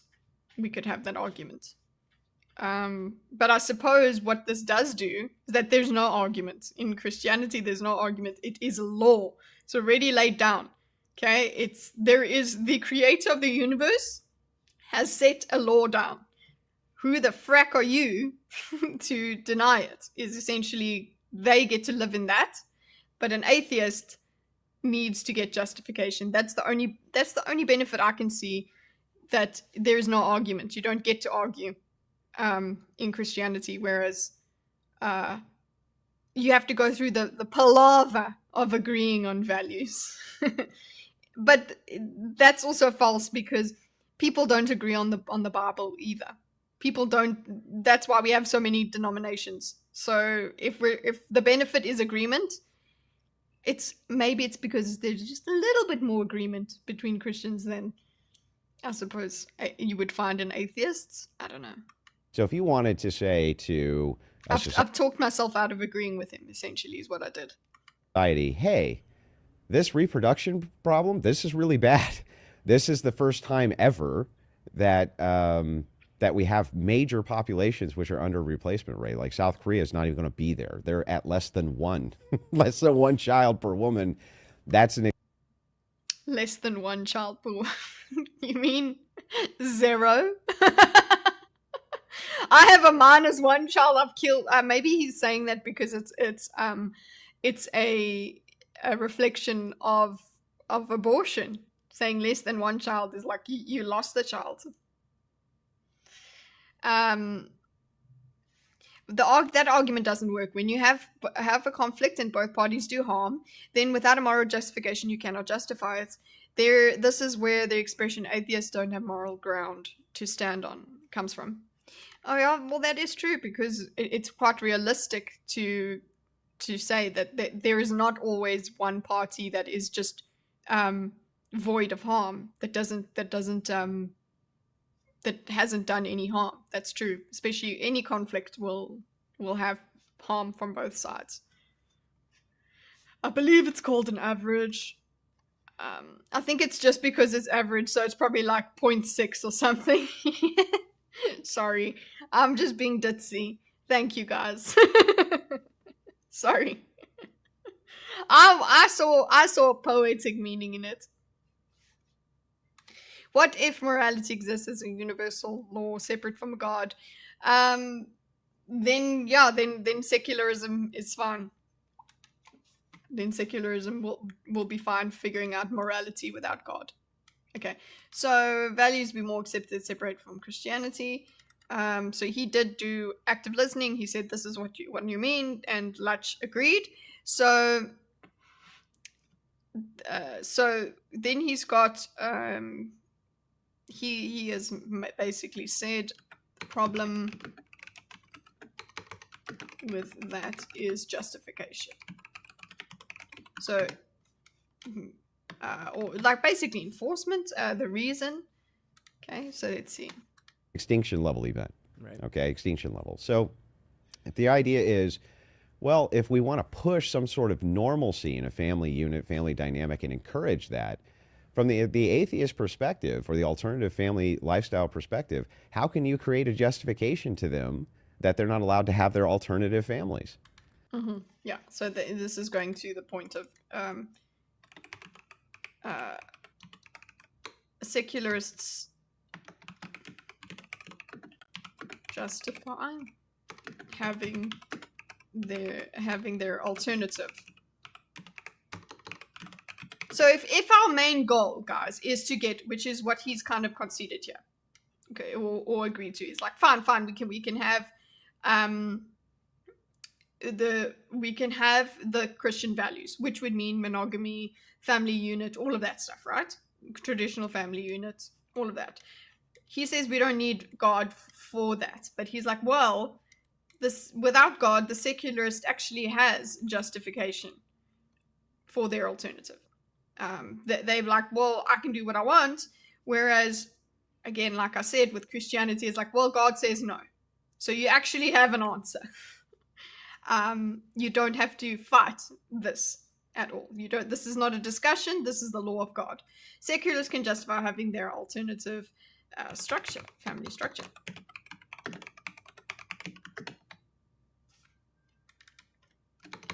In the absence of God's law.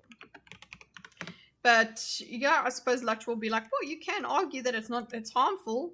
I think he does. I'm not too sure. Okay. Because I think you don't have, because the ethics within Christianity inform the empirical reason why we would make the law. So he's like, okay, you still get the Christianity. You still get the Christianity in the empirical research. The Christianity would still have a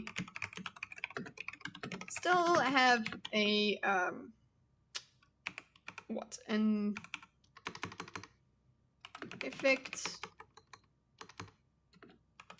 a say in the creation of laws. Empirical, informs the empirical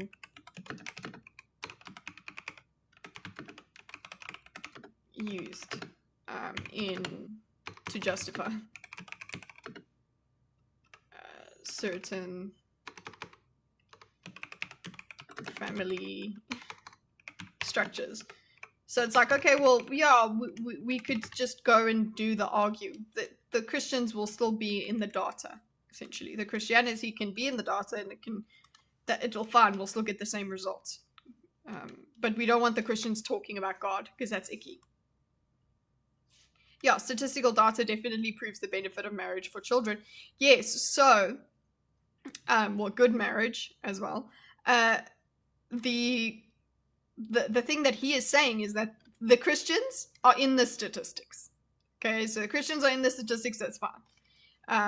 That we'll still get our way, essentially, is what he's saying. Can still get your Christian way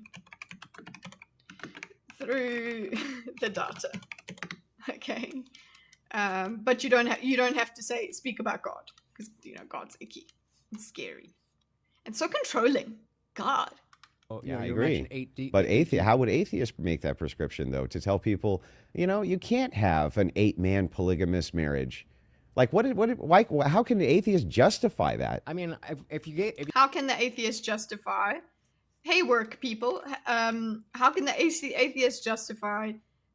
How can the atheist not justify? Sorry.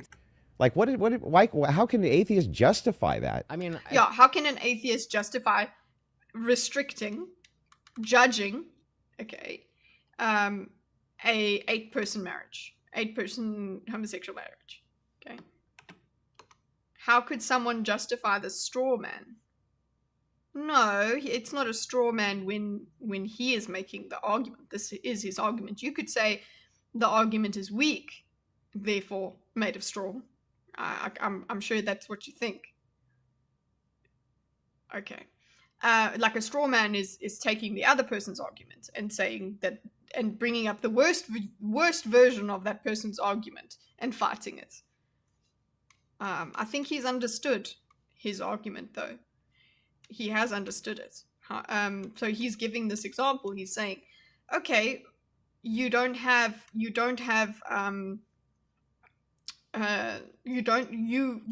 to allow this 8-person marriage in a secular society. You would have to, because there is no justification.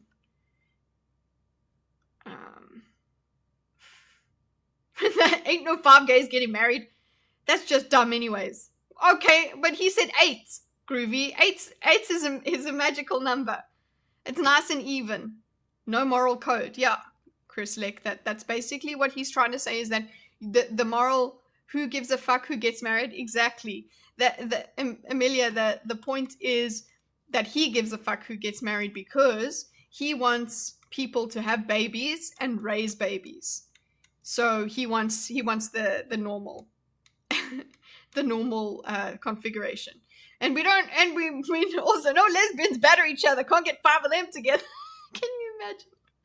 It would be okay. Stop it. Okay, 8-person marriage could not be forbidden or judged in a secular society. And I think you would agree, right, Amelia? Like you said, who gives a fuck who gets married? In a secular society, nobody should care about that. Nobody cares about that, so it wouldn't be, But I guess, yeah, your main qualm is with the Christian values in the first place. You don't want those anyway.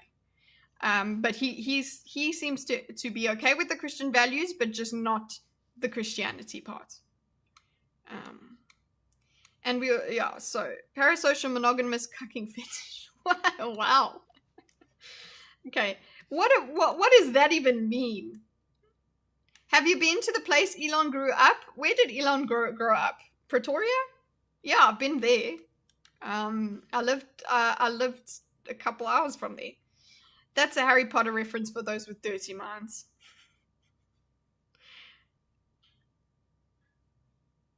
Also, not sure how I owe anyone justification for anything. King Solomon got up to like 1,000 wives before it pissed God off, didn't he? Listen, I've just gotten to a point in the Bible where bro raped his sister, okay?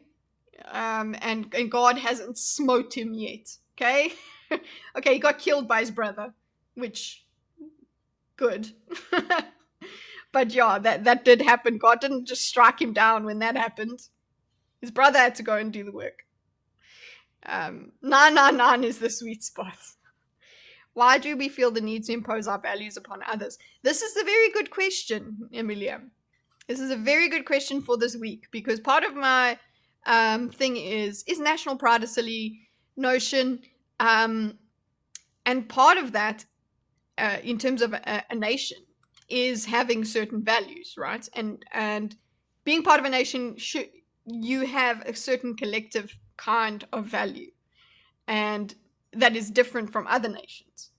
So why would we impose that? It's because we want to live a certain way, and if you don't want to live in that certain way, you need to be in the out group. That's what humans are like. So yeah, it's quite an. I've starred your message there. It's in the studio. Emilia, because there are values, not preferences. It seems like people don't actually have values and only have preferences. Exactly, and some values are incompatible. Yeah. That was Solomon's brother, I think. Yeah, it wasn't Absalom. Absalom killed the brother. Yeah. So anyway, I just got to that part, and it's quite like, wow. If you gave me time, I definitely could, because of the. If you gave me time, I could. So he could come up with. I think he could come up with an argument that we could produce data over here that said this 8-person marriage is not a good thing for a child. Okay, that's it. Absalom, not Epsilon. Absalom. Yeah, so he could probably say, look, we could go and do a study and say 8-person marriage landed up in 2 murders and a lot of infidelity and all kinds of things that could go wrong versus a monogamous, traditional, heterosexual. We could go and do that. He needs to go and do that work, but he could. Okay? I'm in the audio Bible, and the part I just heard was all about how Israelites will be killed or exiled for breaking the rules. We just heard gay marriage, pedos, cheaters. It was Leviticus, I think. Yeah. Lots of them rules. Many you will be stoned, or you will just be cast out from the people of Israel. You'll be cast out. You're not allowed there. So you're cut off. You're excommunicated. Good for you if you're allowed to be alive. But yeah, a lot of people can get stoned. Yeah, Old Testament is wild, boys. Be very happy about the New Testament. What would the pieces of our lives look like if we diagrammed like this argument? Would then play morality chess with God? There's no playing with God. There's no he moves us all about. Fact that I agree with the ethics that we shouldn't have 8 dudes. Then justify it. Why can't 8 dudes get married? You just threw something. So you can see the difference in the audio here. Right now, and I have to sit down. It's the the whole Old Testament is Israelites pissing God off and getting wrecked. I mean, it's a good summary. I'll let you know if I disagree by the end of it, but so far, yeah, that's all I'm hearing. And it's repeated. So it's like there's one story in Samuel, and then there's another story in Chronicles that's exactly the same. So it's like, yeah, it's repeated. The hate groups are pretty lame nowadays. Which ones do we have? Are they lame? They're not doing enough, Emilia. They're not setting enough shit on fire and whatever. Hate groups are supposed to be proper hate groups. What would make a fun hate group, in your opinion? Or do you mean by lame as like they're not strong? Yeah, Anon or something. Yeah, Amen or something like that. Yeah, I mean I read it this morning, but still, I was like, damn.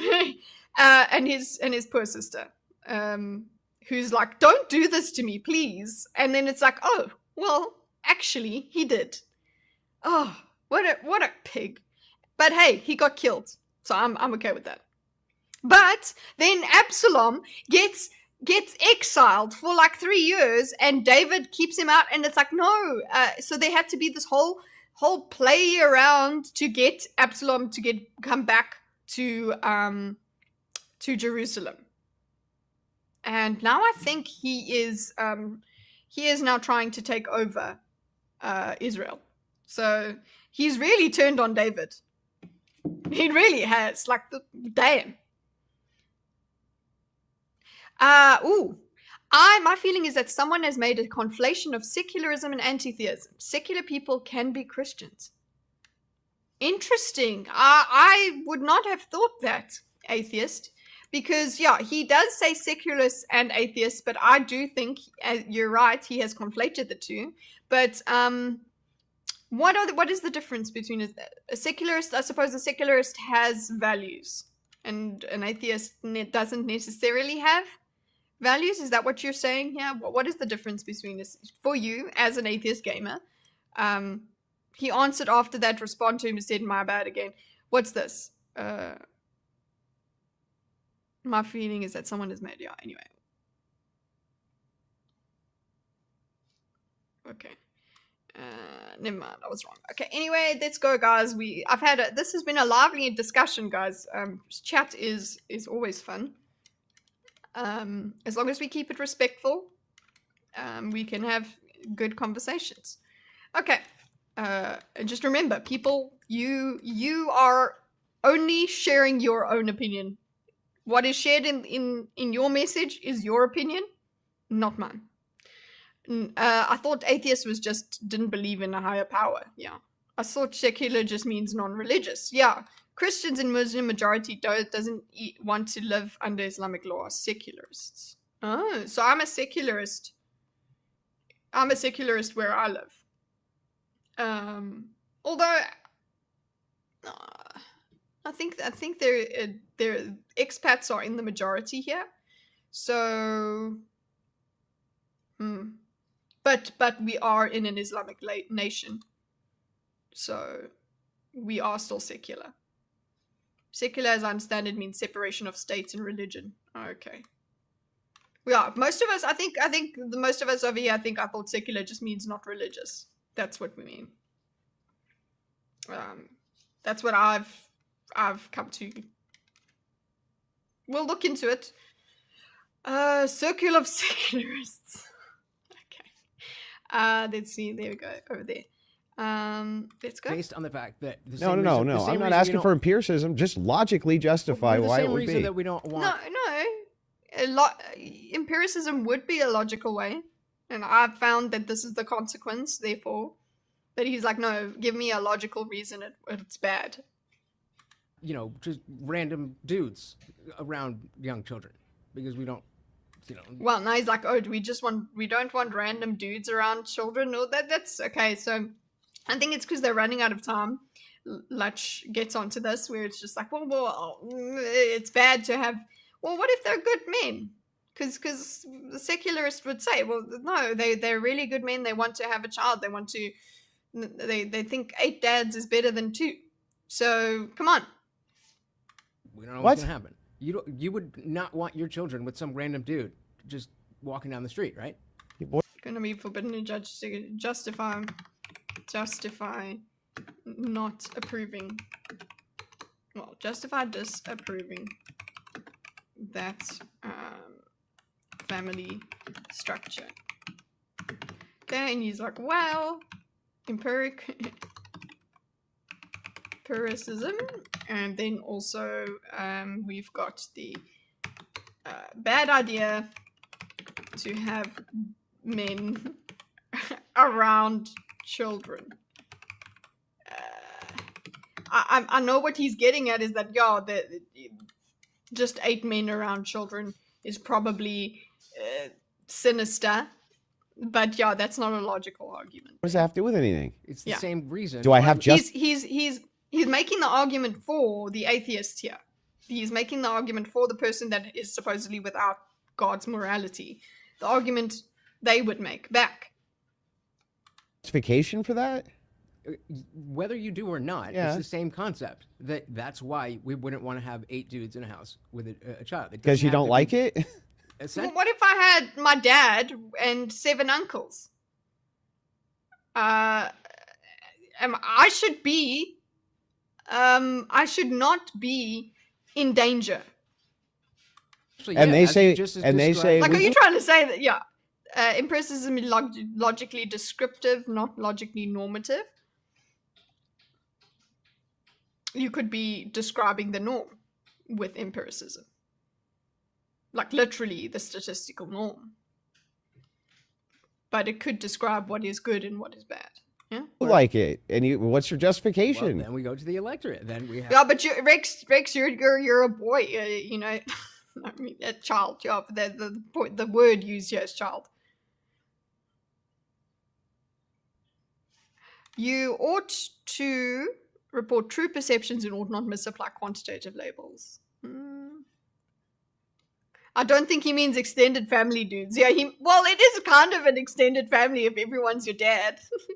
a majority Christian nation. We have people. So yeah, this is he's just okay. Not even empiricism. It'll just be majority. We get the majority Christian voting on laws in majority. We don't vote on laws, but lawmakers in majority Christian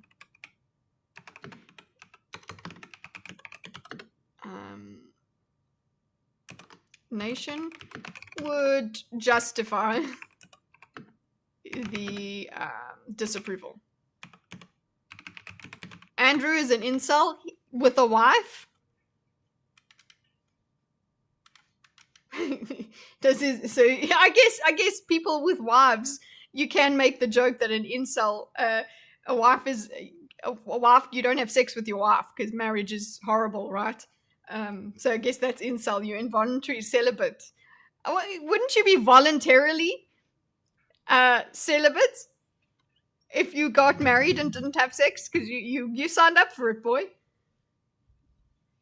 Come, Daisy. Come, baby girl. Come, Toots.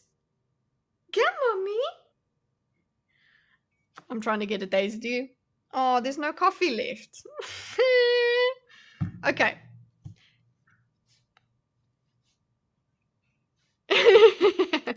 You could be married to an asexual woman who had in vitro fertilization.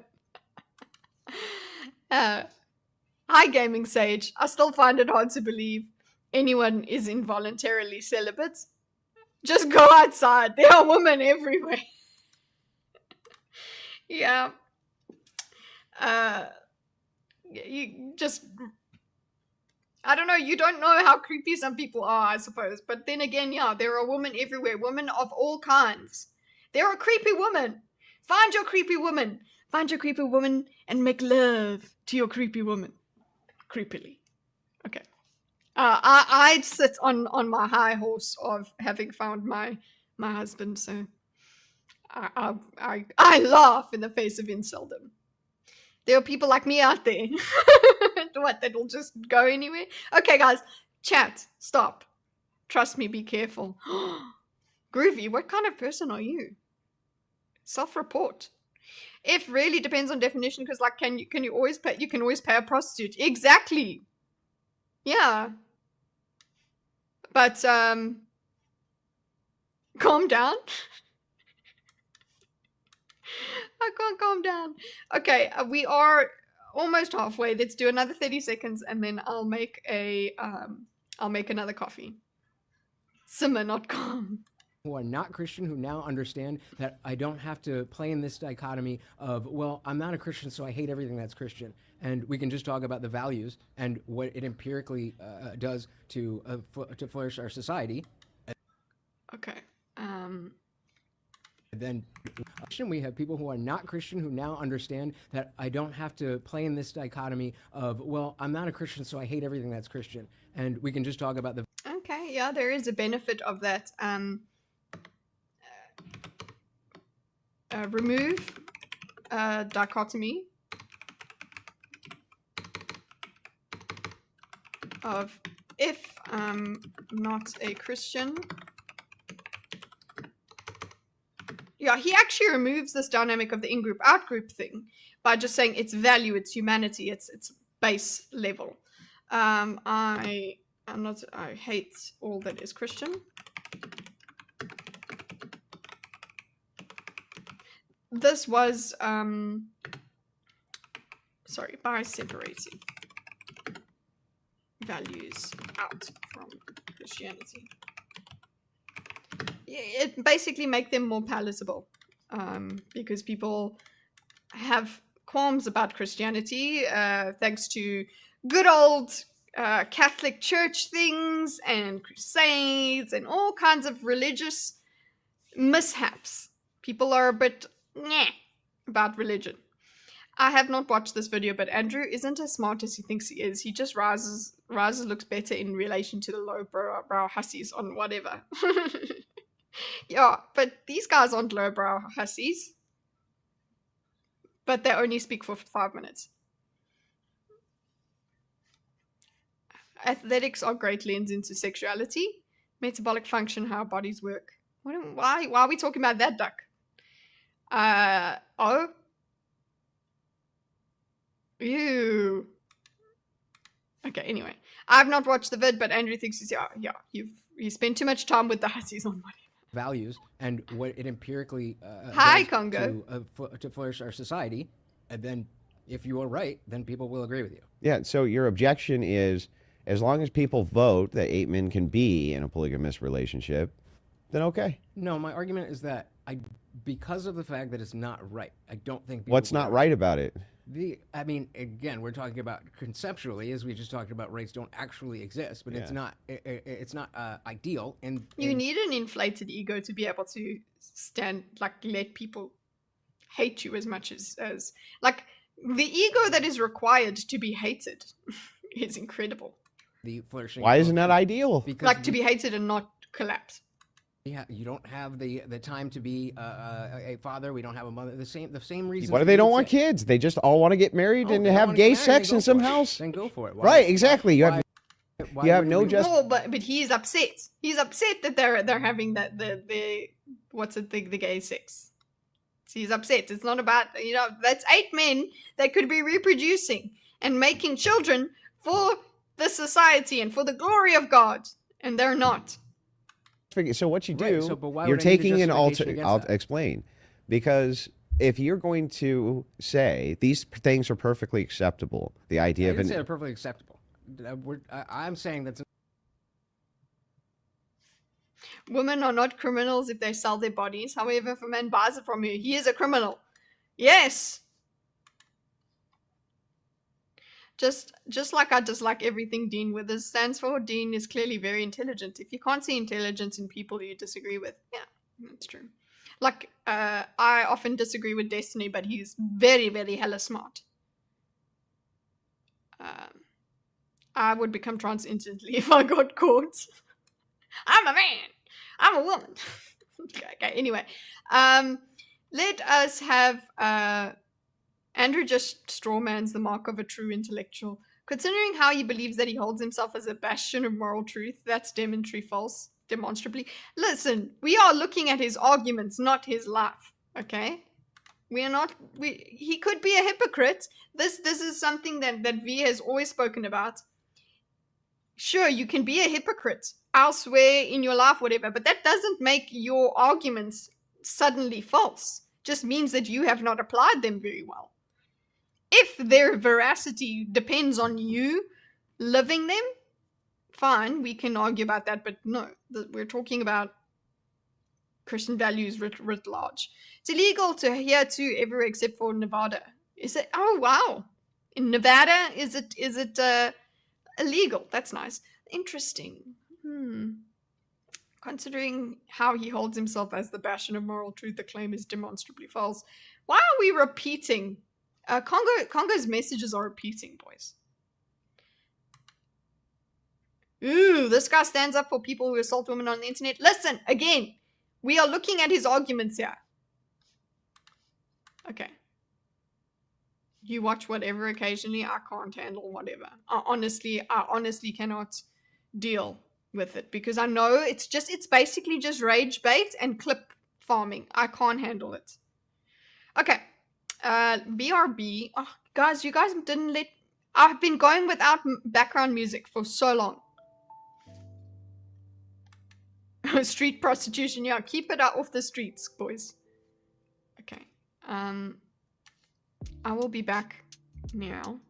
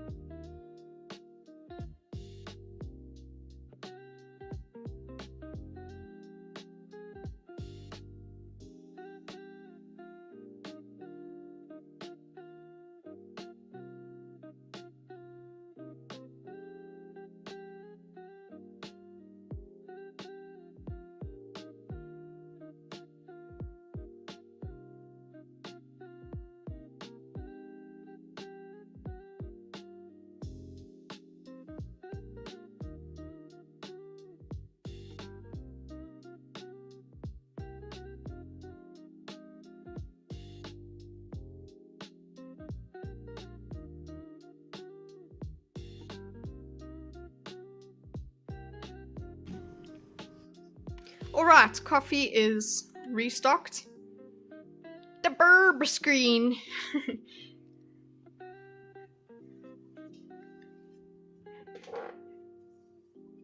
You still grumpy, Congo? I get you.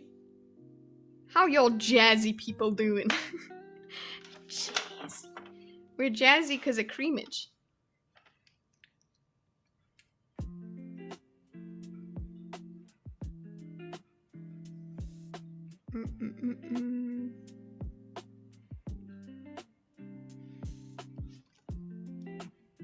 All right, everyone good?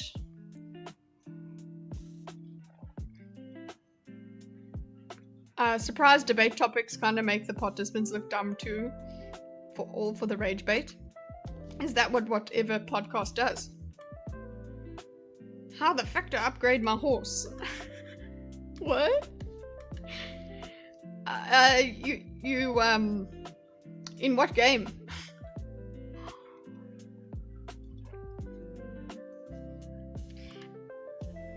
And by upgrade, do you mean you have to sell it and move it out, like in Red Dead Redemption?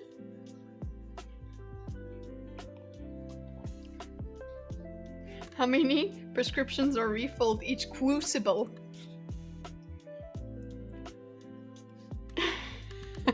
You meant to send that in Discord? What game are you talking about though?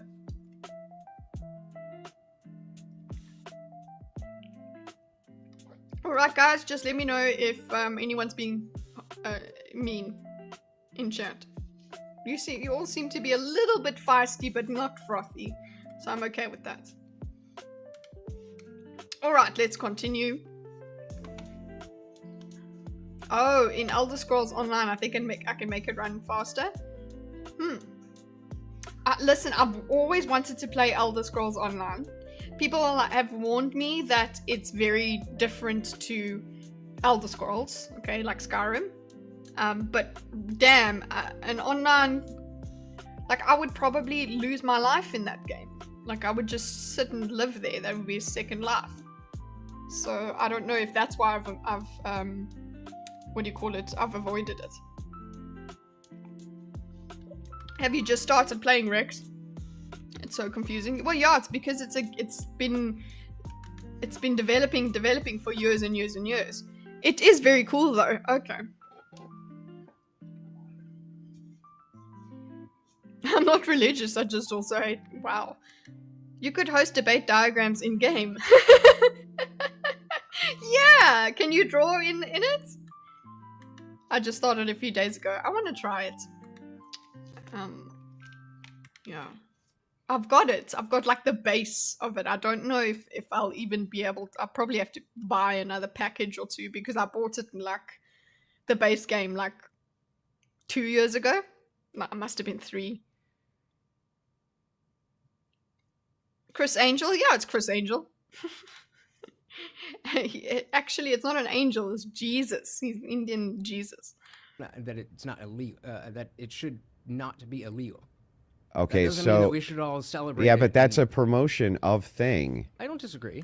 Yeah, if it's not illegal, it's a promotion of thing. If it is the case, hang on. If that is the case, then we're talking about promoting non-alternative lifestyles, right? I agree. But And I the got very 30 fir- seconds. So let me just. Okay, go ahead. The point that I'm making is that we don't have to, outside of a Christian framework, we can shame things. We can say that things are bad and taboo without having to legislate them based on because Christianity. We can shame things, but a lot of the time, you're going to have to justify that shaming. And I think he's comfortable with that though, because he said using empirical evidence and things like that, we can shame it. Because if we use empiricism and we find it it's harmful to society, let's shame you because you are what's the name?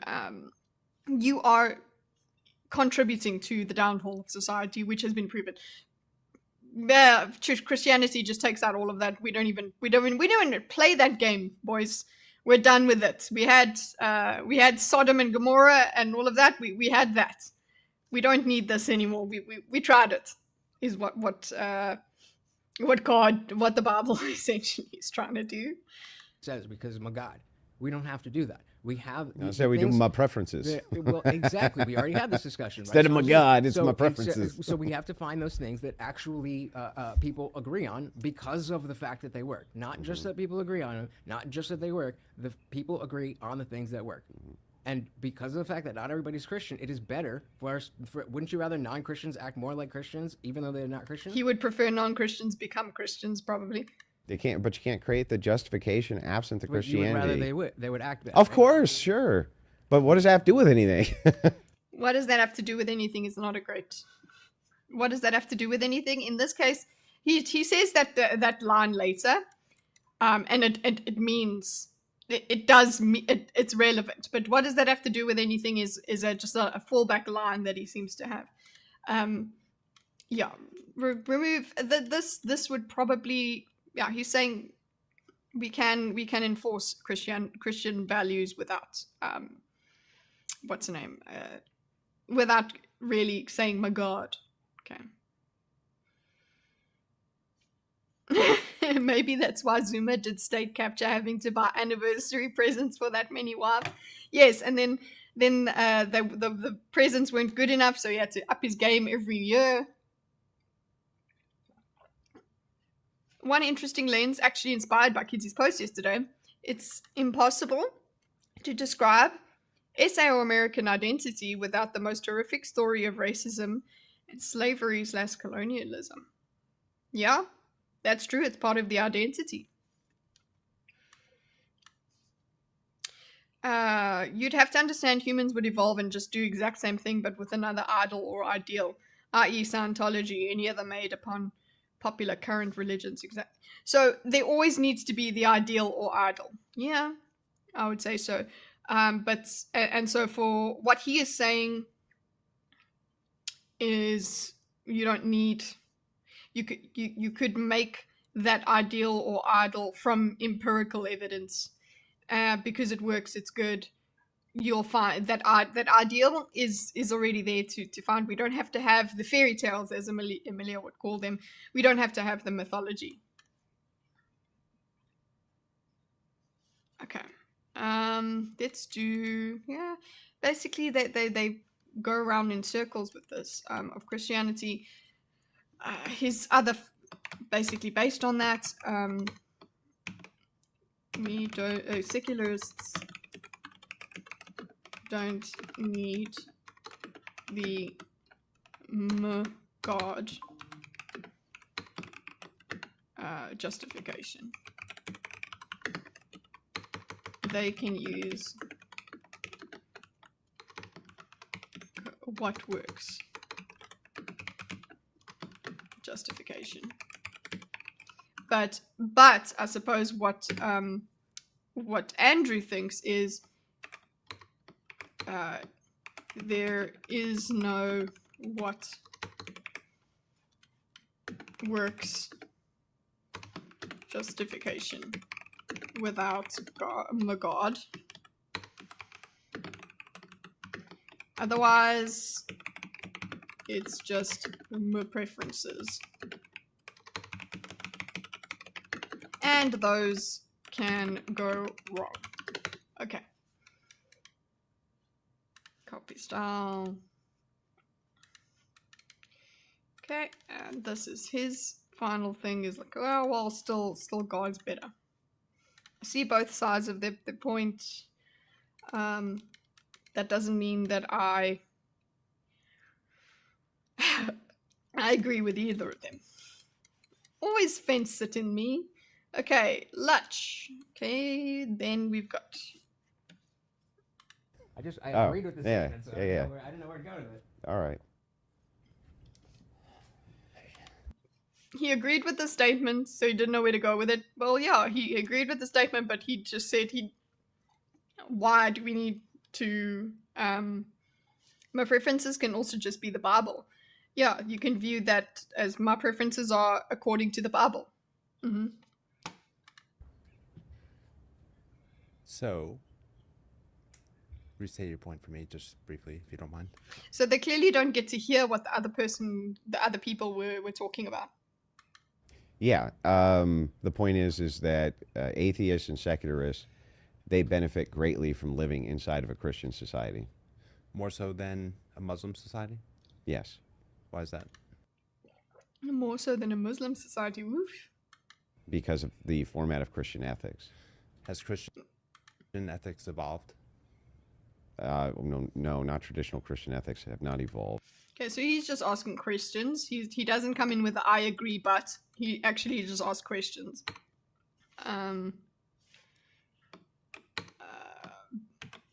Better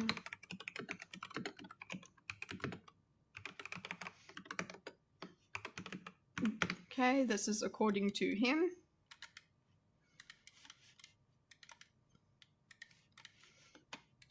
Yes, because of what the traditional Christian ethics, okay? So I suppose he would be like, I mean, the criticisms people have for being religious at all are put across Muslim and Christianity. But he's got certain, obviously, he, not me, has certain problems with the other religions. He's talking about Christian societies are the best. Like Eastern Orthodoxy, for instance, is a non-evolutionary doctrine. Wait, so ethics evolved? No, Has Christian ethics evolved? Well, within the Bible it evolves. Well, it doesn't contradict exactly, but it does evolve. It evolves towards the final commandment of loving thy neighbor. no, not traditional Christian ethics have not evolved. Like Eastern Orthodoxy, for instance, is They have evolved in terms of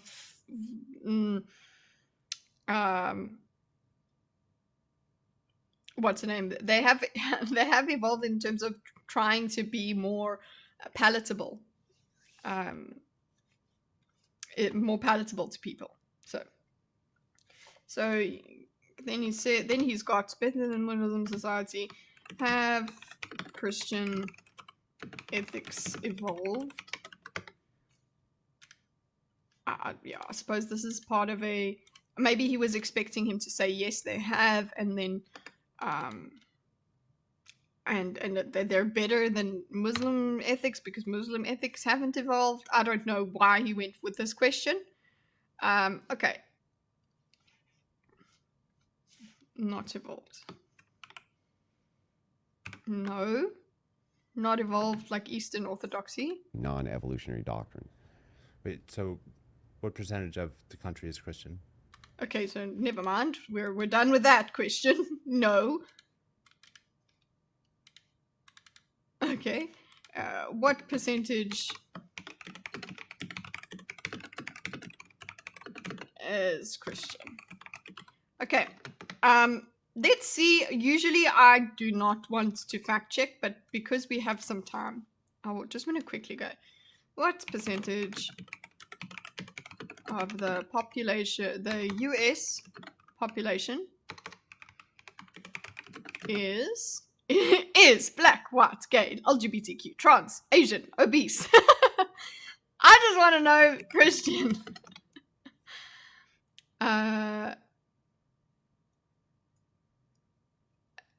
Christianity is no longer the first choice of many seeking spiritual meaning.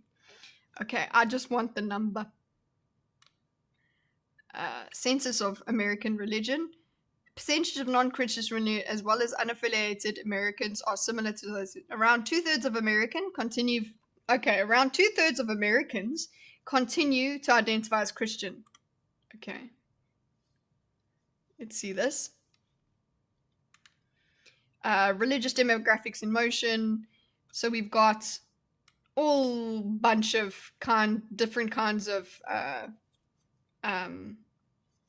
Christianity, essentially, that take up most of the things. So we've got Protestant, mainline non-evangelical Protestant, white Catholic, okay, Latter-day Saint, Orthodox Christian, Black Protestant, so it's a different kind, Hispanic Protestant, so we got racial, it's very, very weird, and religiously unaffiliated is 28%, so people have religious things. Where are the Jedi? So got Jehovah's Witness, other Catholic of color. So yeah, okay, interesting. Okay, let's go back here. So yeah, we still have a majority believing in Judeo-Christian God.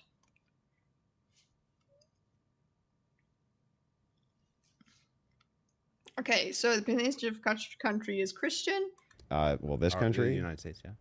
is Christian. Yeah. I want to say now it's 70%. It's 65 at our last count.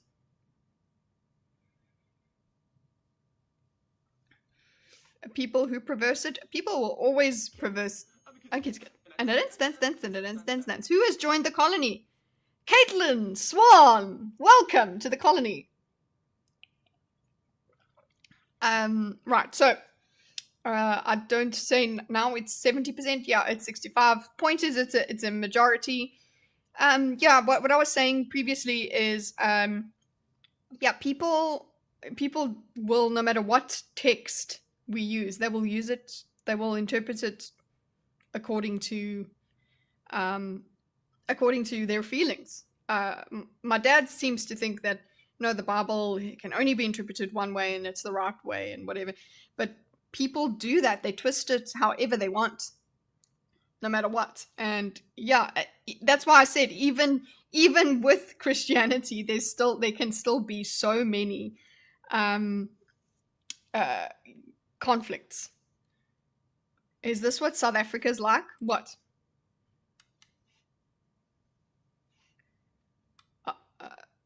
What are you talking about? I'm not like, don't quote me. I don't have the stats in front of me. No, Normally I'd pull it up, but I want to say something in there. Okay. And they probably are mostly voters, so they probably do dictate most of the laws we live by. Yeah. Okay. There's far too much electricity for it to be like South Africa. Yeah, what is this? Okay, so what percentage of the country is Christian? He says 70. Okay. Let's just uncommon fact check. Occurred. Kitty is a woman, so she's always right. Yeah, and when I'm wrong, it's your fault. Okay, and Kuhlman, fact check occurred. 65%.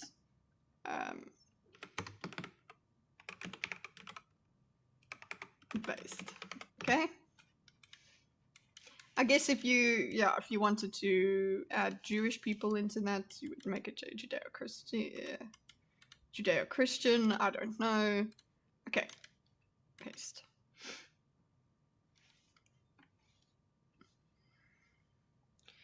Is God cool with grok, trans peeps, AI wives? Should we go nuclear or solar? God doesn't seem to he wants us to explore life and experience it, and he's watching us. That's it. Anarchism is for people who want to the benefits of society without participating in it. Ooh. Yes. Right. That would make sense. So. Okay. So the majority is.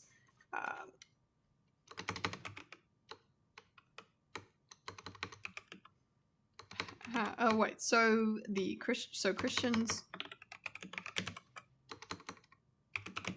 do have an impact on society. Okay, agreed. Cool. What are we doing there?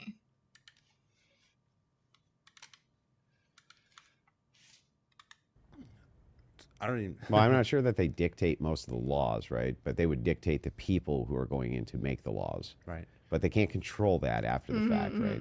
But it's an interesting country we live in because it's not predominantly one religion or one race, right? It's not predominantly one religion or one race. I think it is predominantly one race at the moment. Again, let's just check something else. The census. America, USA, census. Percentage whites or Caucasian population. 60%. 60%. As of the latest American Community Survey in 2023, the US Census Bureau estimates that 60.5% of the US population, or 202 million people, are people are white alone, while non-Hispanic whites make up 51% of the population. white alone, while non-Hispanic that doesn't make sense to me. Okay.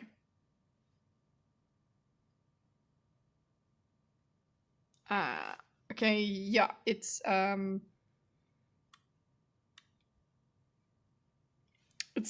So yeah, it is currently majority white country. Okay. Unique in that sense. Would you prefer to It live is in predominantly one religion, and it is predominantly one race. majority? Not predominantly. Yeah, right? Majority, not predominantly. Is there a difference? I guess, yeah, you could say quantitatively. predominantly. Probably more than any other country. We're more diverse than the name another More than any other country we're diverse. Get out of here. South Africa exists, boy. Okay. Yes, see. That was a laugh hearing that. We're the most diverse country. Get out. I suppose, yeah, they do have a lot of immigrants. I guess that is true. But yeah, I wouldn't. A country like South Africa exists. Therefore, I don't think that America is the most diverse. But he's thinking America. Okay. Do you have impacts on society? So Christians do have an impact on society. Yes. Okay, so we've got that agreement. We don't even need that agreement, honestly. Then we've got America is diverse, most diverse. France, Canada, England, Australia, and USA. Because of your what's the name? Your immigration. People going for better lives in those. France, Canada, England. Many would argue that Italy thrived because of the carryover of Roman diplomacy and styles of government, and from the Middle Ages onward was isolated from large land empires of Central and Western Europe. There are Americans that have never seen an Asian person before. I mean, yeah, America is big enough for that. I think it's percentage of total. It's percentage.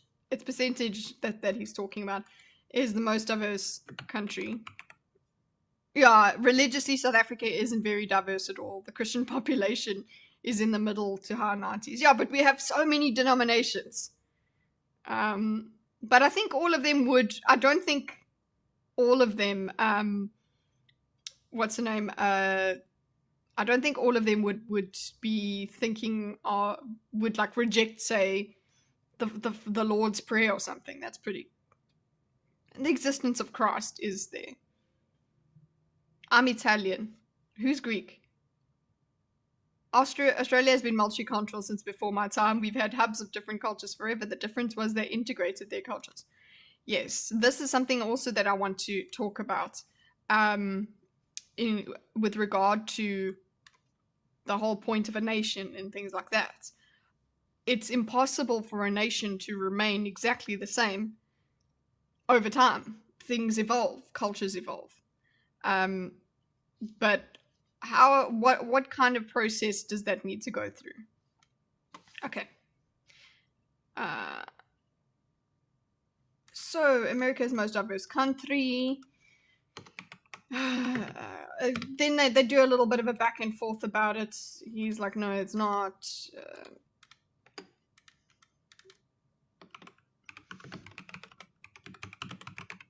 Flags and Christian. Okay, and yeah, then for now, I think that summarizes their exchange for the next few minutes. Country that's more diverse. We're not talking about whether or not the country's diverse. We're talking about your claim of whether or not it's predominantly Christian and white, and it still is. Sure. Well, for now. Yeah, for now. For now, because we don't want that. We don't want them whiteys. We'll take over. But That's not going to be the case. I agree. I'm just saying right now it is the case. do you think that's a good thing or a bad thing? What? Living in a predominantly Christian nation. Yes, I think it's a good. Predominantly, I would judge him if he said living in a if he had asked living in a predominantly Christian white nation, then that would be, I would specify that a predominantly Christian nation would be preferable. But then look at my life, guys. I don't live in a predominantly Christian nation, and I've got a better life than the people that live in South Africa. By a certain metric. So interesting little thing there in terms of my opinion. Thing to live in a predominantly I'll make a concession for you. Okay. The first concession is, yes, Protestant theology has evolved, but the unchanging standard which they get their theology would be my church, Eastern Orthodox Church. That's where the theology comes from. I'll ask you a question, and I might be setting my own trap here, but if you're walking Okay, down so we got more questions, which I guess that this is just what he wants to do with his time. Get more info about the guy's claim. Most of his country, Christian for now. Predominantly Christian, a predominantly Christian country is preferable to him. So if he was given the chance to live in UAE versus South Africa, technically he should be saying he would want to live in South Africa.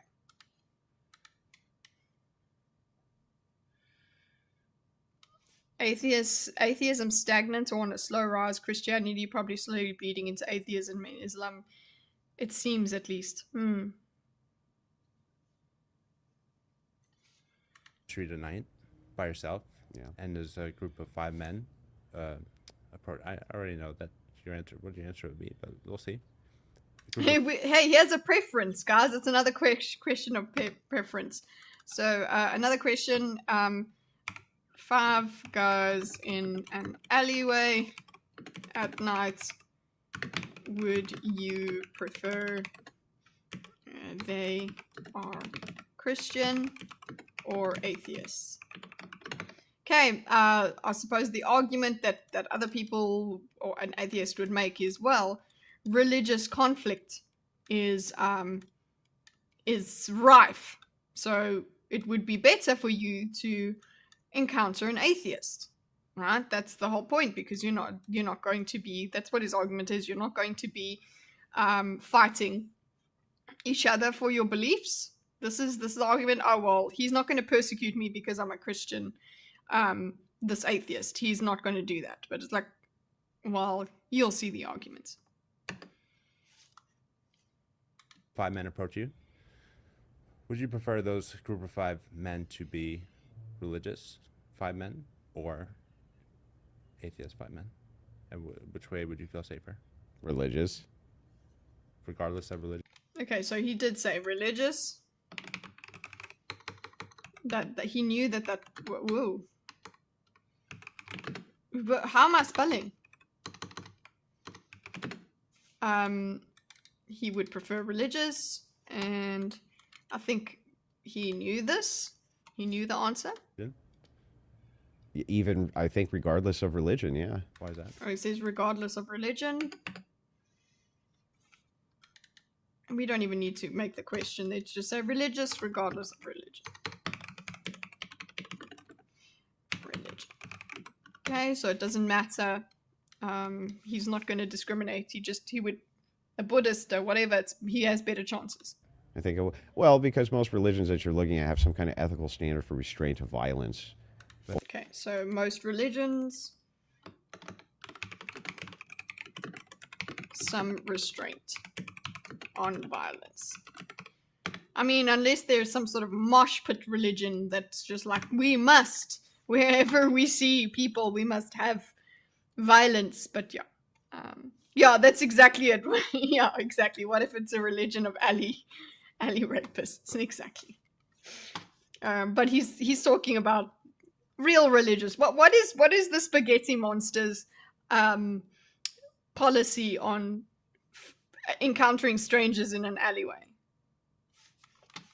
Or Not every religion would treat you the same way. That's true, but So that's the main argument, that it makes sense. Not every religion would treat you the same. So there is an in-group and an out-group here. This relates again to our the first contestant, Mike D, when he spoke about in-group and out-group conflict. You're going to come across religious conflict. So what if you get persecuted and you get stoned for believing in false idols? Well, I mean, you yeah, could technically have a Christian that a Catholic versus a Protestant. Literally, they've had those battles, boys. I think most of the religions which you'd find here would. What danger would you have if the 5 people? If he's going to make a point, make the fucking point. No, he's just asking questions. He's just looking for disagreements because, yeah. What danger would you have if the person Approaching you were atheists? I'm not saying that the danger would be There'd be no an danger. increase. I'm just giving you a preference. Okay. So if the preference is you're walking down the street and you had to engage with 5 men who had some type of religiosity to them, Or not. right, or not, there's no practical reason for an atheist to restrain themselves from violence. The belief. Okay, yeah, he is not making. He just said, I'm not saying that there's less propensity for violence, but you've just brought up your justification for your preference. So you're gonna have to own. I would need him to own the fact that that he does think there will be less conflict, maybe less physical conflict. We can talk about. There will be less conflict with him. He is asserting this, but he 5 seconds before Nothing, no religiosity to. He goes, I'm not saying, I'm just saying preference. I'm just saying it's my preference. I'm not The saying danger would be no an danger. increase. I'm just. an increase. No, you're just saying it's a preference. But there is a preference. So, and it is based on something. So I think that's bullshit. So, not saying the danger. So his thing is, oh no. It's not that. It's not a difference, but then actually it is. So bam, minus points there. Not saying danger is increased. It's just a preference. Then immediately he goes, there is no justification for an atheist not to be violent.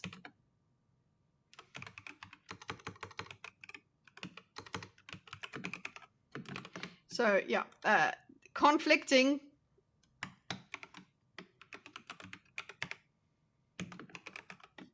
conflicts with this.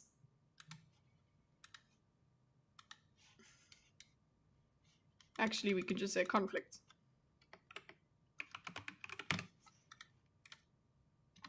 Shit.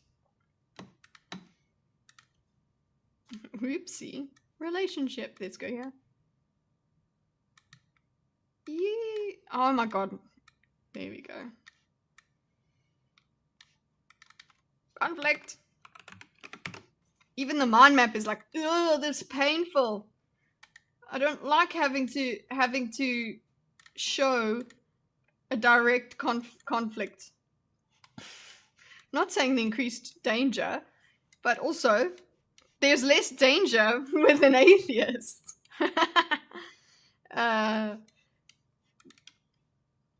Smiley conflict is very happy conflict. No. We can make it sad conflict. Bad conflict. There you go. Giving you a preference. Okay. So if the preference is you're walking down the street and you had to engage with 5 men who had some type of religiosity to them, Or not. right, or not, Like, then you could say, oh, if I had to engage, I would have a better conversation. That's my preference, blah, blah, blah. But now he goes, there's no practical reason for an atheist to restrain themselves from violence, the belief of nothing, right, except self-preservation, whereas the religious would have some sort of restraint that they would believe in. But all things he whereas the religious would have some sort of restraint. This is true. Bias. The way we think about the world is a bad person will always find a way to justify their actions, so good moral systems don't stop them from doing bad things, but a system without rules will definitely produce bad results. Yeah, exactly. So this religious person that this is a silly thing to say, because it's like, you literally, I just finished listening to a podcast about a serial killer that was obsessed with God and thought he could hear God and therefore wanted to kill more people because God was speaking to him. So by this measure, that guy is preferable to the atheist. Come on. Yeah. So yeah, no rules will produce bad results, but there is so much involved in a person taking action that just their religiosity is not going to necessarily help you out. One crazy example. No. What I've done there, Yepper, is I've just used the most absurd version to say, look, this is what it can be like. That's what I mean by this logic. If we take it to its extreme. But yeah, I suppose on average that's not going to work. Whatever. It's not the rule, it's the exception. What I'm saying is, yes, this generalization, I don't know, what does it mean, really? I think people are able to use whatever belief system they're in to justify their actions. But yeah, what he is saying is that, yeah, in general, probably it would be better to just have a normal believer. Anyone that gets into religion real fast out of nowhere, be careful. Yeah, he was very schizophrenic, that guy. It's just whatever. He took things from anything he read, and they became part of his delusion. Very, very fascinating. Maybe we do a diagram on him. What is this? Basically, it's from the that chapter podcast. I watched it. I listened to it. Chapter insanity. He was actually this guy was actually active during the Ed Kemper years, so he didn't become as famous, but he was quite prolific.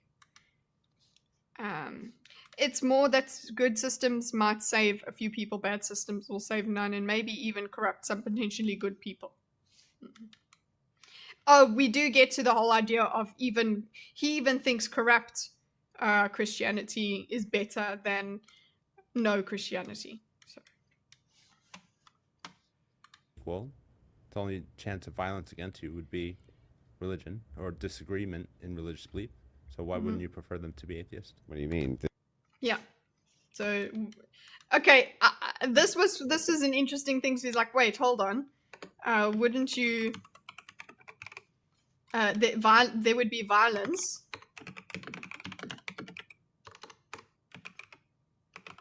based on religious disagreement, right? So why not prefer an atheist? I think that just means that there's just going to be religious disagreement.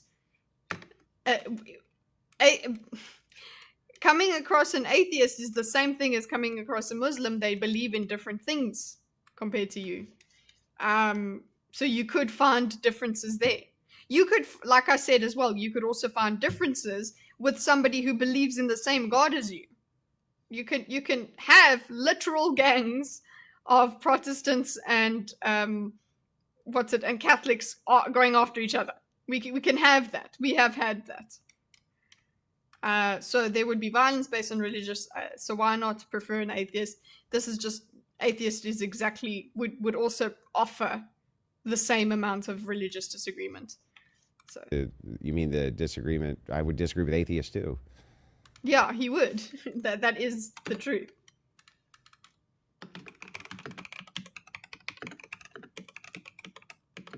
I think he's thinking as he goes along. He's thinking aloud about asking these questions and everything. Okay, Crazy that you get charged for defending your family from a home invader in Canada. Yeah, it's starting to sound like South Africa. South Africa, you're properly, you can be thrown because you've defended your property. I believe the troubles in Ireland disproves Andrew's point. Yes. Atheists don't disagree with you. They just don't hold the same belief. Can you imagine Andrew there? But we believe in the same God. Fuck you. You do. Well, let's reverse the And they don't question. disagree with you. They just don't hold the same belief that you do. Well, let's reverse the And they don't question. They don't disagree with you. They just don't hold the same belief that you do. That's disagreement.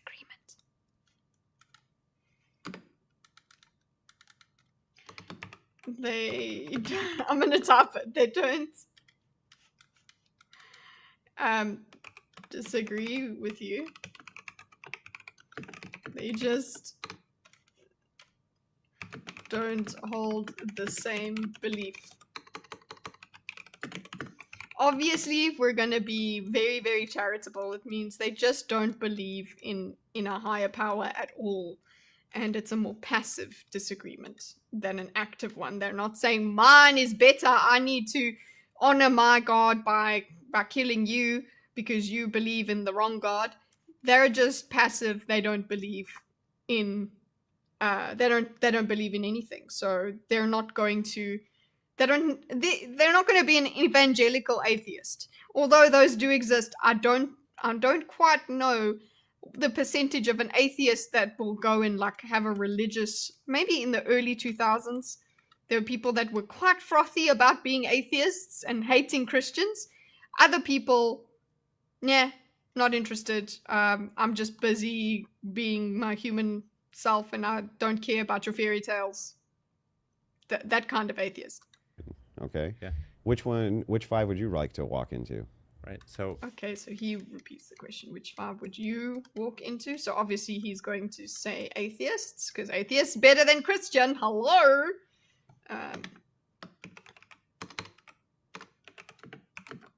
Would you prefer? I suppose this is a smaller, a microcosm of the main claim. Okay, we benefit from Christian society. So if we're walking in the street, society is represented by me and the people I'm approaching. Okay, which society who would we want to inhabit this microcosm? The Christians or the atheists? Okay. Which 5? I know that Gad Sad would prefer an atheist. Okay, which 5 would you prefer? Well, I suspect that he would prefer an atheist. Okay. exactly, that's what I mean. So in this country, I know that if there's 5 men walking towards me and they're atheists, I'll be in no danger. Why? Okay, so he says, well, no danger from atheists. Cause they don't have belief, man. They got no passion. They're like, meh. No danger from atheists.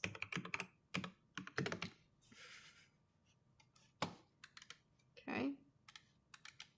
Why not? It's just, yeah, look, it's too much to ask. I don't need to, unless they really are angsty. But yeah, I'm kind of in agreement with him. Because there's no chance. So all other things being equal, there's no chance they're going to commit a crime against me for my beliefs. Oh, this is unfortunate. Because Andrew does get him on this point. Because he goes, well, all things being equal, they won't commit a crime against me for my beliefs. No. You know what? Everyone will commit a crime against you if you have a valuable or whatever. But he says when he says all other things being equal, they won't commit a crime against me because of my beliefs. That's not true. Beliefs are absolutely worthy that are absolutely at the core of a lot of attacks. We know political violence exists, so it doesn't have to be a religious belief in order for you to be completely annihilated. If you believe trans women are women and the big trans hating person comes and kills you for it, wouldn't that be an attack according to your belief? Okay, so no danger from atheists, because no chance of them attacking me based on my beliefs. Because, like, okay, if I'm a Christian and the atheists won't attack me. No. But the religious are going to create crimes against of you course you know that's because true. of your. But, so he's taking it further, but the religious would. Yeah, the religious would be like, he's not a pious man. He supports the 8 guys marrying and whatever. So he must be stoned to death. That's the argument that he's putting forth. Is like, well, a religious person would probably have more of a problem with me than a secular person. Religious would, I think on balance, yeah, that might be it. You would have more bigotry, more righteous indignation. I don't know. I wonder what I would bet. Okay, but the religious would, who am I kidding? I would take the bear, right? The bear should come down the alleyway, not 5 men. Okay, but the religious would, would be a danger to you. Why? Okay.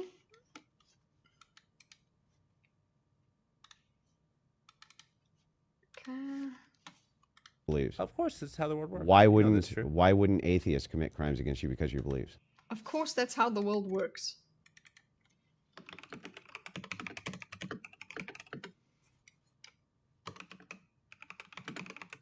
Look out for them Jehovah Witnesses. They're breaking and entering all the time.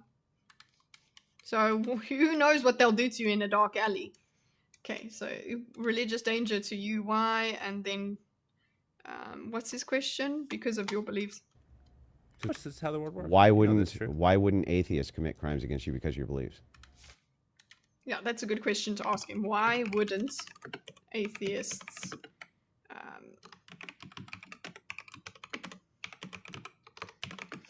for your beliefs? Like, what if you were screaming, "This is MAGA country"?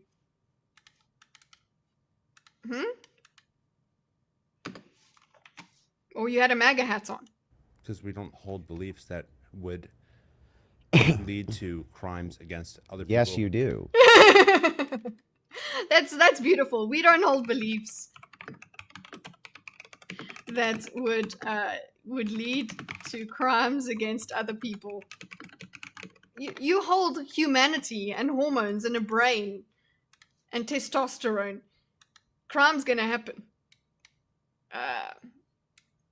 So we don't hold beliefs that would lead to crimes to other people. That's absolutely false. Atheists don't commit crime, boys. No, they don't. If Tell me people about No, don't they believe- don't commit religious crime, Rex, is his point. Okay, that's the thing. in my rights, right? You will utilize force for my rights. What do you mean? No, that's not. Yeah, even if your religion is right, yes, you're going to utilize force. If you in rights, you will force. No, That has nothing to do with atheism. that has nothing to. So he's just not understanding that just because there is no God involved, beliefs don't have to be a religious thing. Okay? All atheists have testosterone? Yes. No, in this scenario we have men in the alleyway. So they will have testosterone. Okay? No, meeting a bunch of dudes in an alley has nothing to do with religion. Yes, this is true. But he asked the question. I was thinking that, Rex. I was going, you know what? This is a very interesting argument, but also, no, it's not. Who brought this up? Why? Oh, yes, it's because bro just had this question, so they found something to argue about in this this hypothetical to argue about. I think that's quite a good tactic. If you don't have anything, and this actually is what Wick did in the call-ins, because I would often just be like, well, this is what my opinion is. He would bring a hypothetical in to make us really get into the specifics of a belief that we supposedly hold, because when you do that, then you can find disagreements. So I suppose he was doing this. He's just like, oh, here's some interesting questions. Let's find that out. Even if your belief is just in rights, you will use force. And then eventually, most of the time, I think we'll just have to go, we have to go on a case-by-case basis, is the answer. This has nothing to do with atheism. He's not understanding. It does absolutely have to, it has to do with belief system. Literally nothing to do with atheism. What are you talking? Yes, it does. You're saying that, for instance, what are you talking about? This is his favorite go-to line. you think that a woman has a right to have an abortion, right? Sure. So if Christians are outside picketing, right, peacefully, and atheists show up, they're actually the ones who are confronting based on belief. That has nothing to do with atheism. That has nothing to do with atheism. Oh, okay. That has nothing.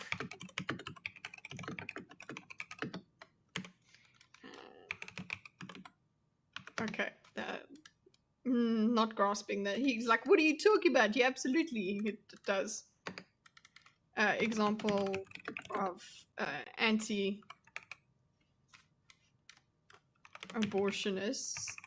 abortion protesters getting violent, or protesters getting attacked, or something like that, or protesters. Let's just say, did he say anti-abortion? Sorry. Atheists show up. So if Christians are outside picketing, right? Okay. Anti-abortion protesters getting attacked by atheists.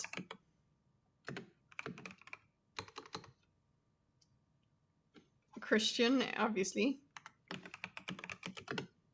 Protesters getting attacked by atheists. That's attacking based on belief. So he just repeats that has nothing to do with atheism. Okay. Cool. I think we're going to run out of time, and they're just going to repeat each other. Nah, yaha, nah, yaha. Peacefully, and atheists show up, they're actually the ones who are confronting based on belief. That has nothing to do with atheism. Then why are they there confronting them? Because they don't believe in that particular topic. So they have beliefs. So they have beliefs. Like, what are you talking about? So saying they won't attack a person That's a based total non sequitur. No. on beliefs because they don't have beliefs, and then here you immediately you're like, they have beliefs. Because, yeah, exactly. That is what he said. He said, we don't hold beliefs that would lead to crime against other people. Boom. Gives an example of belief that would and has led to crime against other people. Okay? Hello?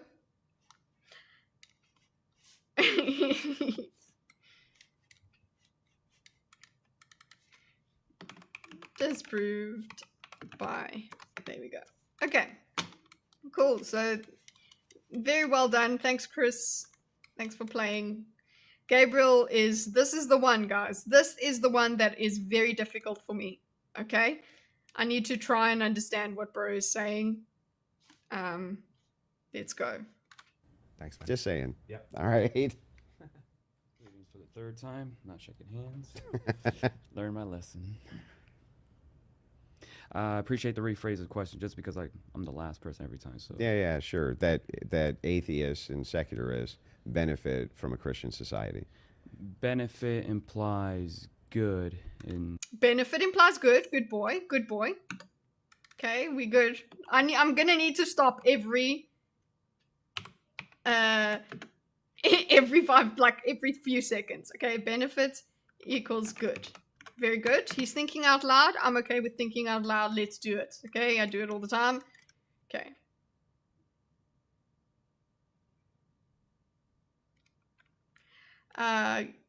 Gotta say, I thought you were one of those leftists trying to debunk Andrew, but you're actually super objective and good faith, Kitty. I'm very pleasantly surprised. Well, I'm very glad I pleasantly surprised you. Leave a like. I hope to see you again in chat. appreciate your appreciation. Okay, so good. I'm trying to be good faith. I mean, but the least I will do is state my biases. Okay, benefit equals good. It will be a potential to be prosperous. Okay, equals good, potential to be prosperous. Maybe what's boiling in his head there is like, okay, is there some suppression or oppression of people that aren't religious, something like that? Maybe that's where he's going with it, but he doesn't go there. So, yes, but then again, it depends on which type of Christianity. Okay. So yes, so agree, but it depends on which type of Christianity. Yeah, I mean, is it like overzealous Christianity, Orthodox? What is it? Is it Catholicism? Because Catholicism has many rules. So I can get on board with this. Maybe it's a bit too general of a statement. He needs specifics about the type of Christianity. And the reason why I implied that, because seen in the Old Testament, what is written of these kingdoms when they stray from what is authentic by the law of their God, they reap what they sow. They basically were punished by a judgment, including if secularists were to be involved in that society, they will be also punished. Just because. Okay, so which type of Christianity? So he's just talking about Old Testament.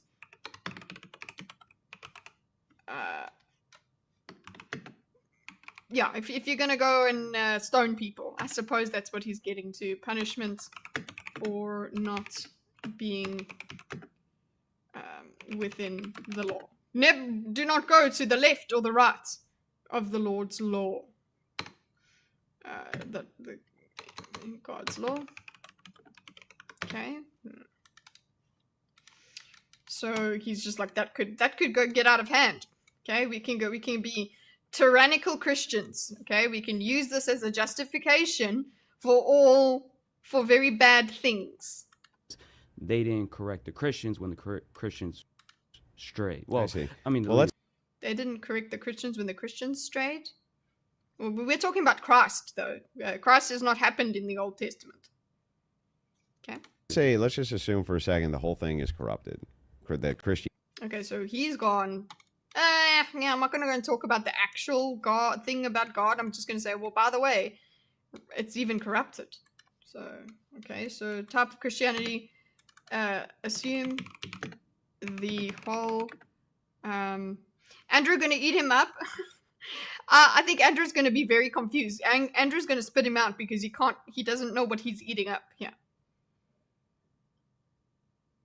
Okay, assume the whole thing is corrupted. Okay, cool. So the whole church. Christianity of the nation is corrupted. All these people are corrupt. correct. All the people are corrupt. Okay. Yeah, the people say like Trump saying things about God and whatever. People are saying this so that it's because it's popular or something like that. Assume that that's why somebody is professing to be Christian, because it benefits them. And we've spoken about this. YS and I both were like, yeah, people do this with Christianity. There's no. It's silly to think that just because somebody calls themselves a Christian, they're suddenly the best person ever. Okay, all the people are corrupt. Okay, in the system, fine. Even then, I would argue that under Christian ethics, right, that atheists would still benefit.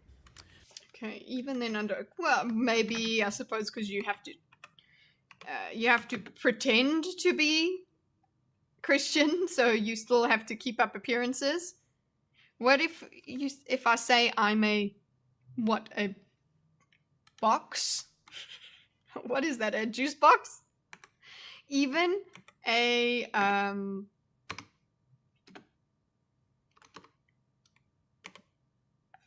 even a. I think he would still. Wow, is he anti-juice box? Groovy. Because yeah, that's silly of a Christian. Okay, even a what's it? Even with that,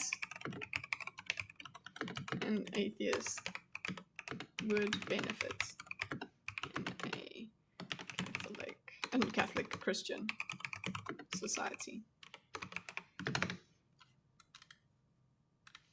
If Andrew is some sort of JQer, huh?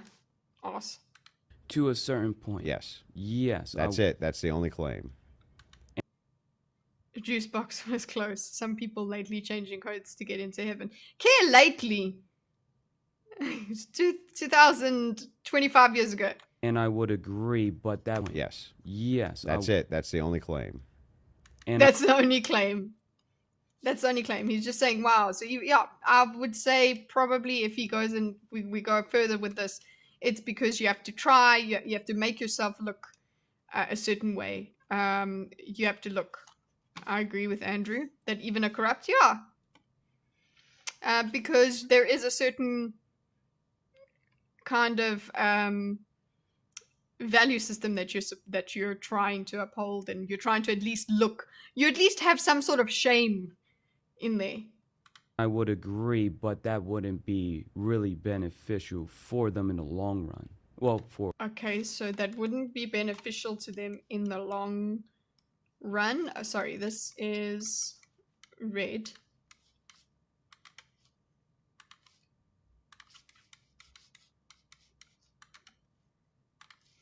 Not beneficial in the long run. This is where I start getting confused. Okay. So it's not beneficial in the long run. What? Because eventually the corruption takes over so badly that not even the veneer of being a good Christian stops people from doing atrocities. Or even longer run would be immortality itself. It's just a. Oh. Even longer run would be immortality itself. Oh, is it because okay, let's put this even longer run. In the longer run, immortality itself. So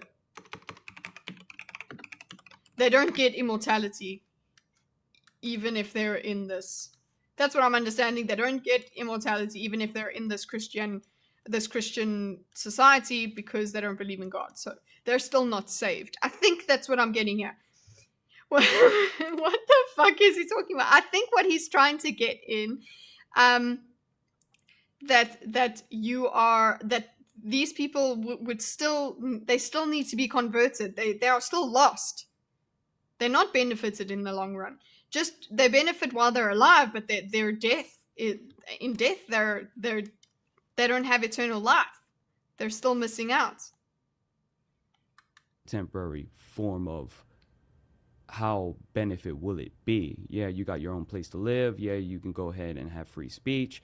But then again, what's the point of free? Well, there's other things too, right? No, let him finish. What's the point of free speech? What when you're not going to have eternal life? What's the point of free speech? What was he going to say? Fuck you, Andrew. I wanted to hear him. He was going to make sense. Like charity, right? Well, charitableness. No, you don't. He didn't even get to make his point. Ah. So not beneficial, but yeah, you can have benefits like free speech, but what good is free speech when who the fuck knows what he was gonna say? When what? When you're not gonna get immortality, when you don't, who cares about free speech if you don't have Jesus? Okay? What about if you're not gonna have free speech to talk about our Lord and Savior? What on earth is the point? If you can't sing Gloria or something like that, what's the point of being able to sing? Is that what he was going to say? But he's like, yo, there's other things, other benefits, like charity. Okay. So what? People are more charitable in a Christian society, therefore you get charity. Yes, my favorite, one of my favorite charities is, the Make-A-Wish Foundation for Atheists.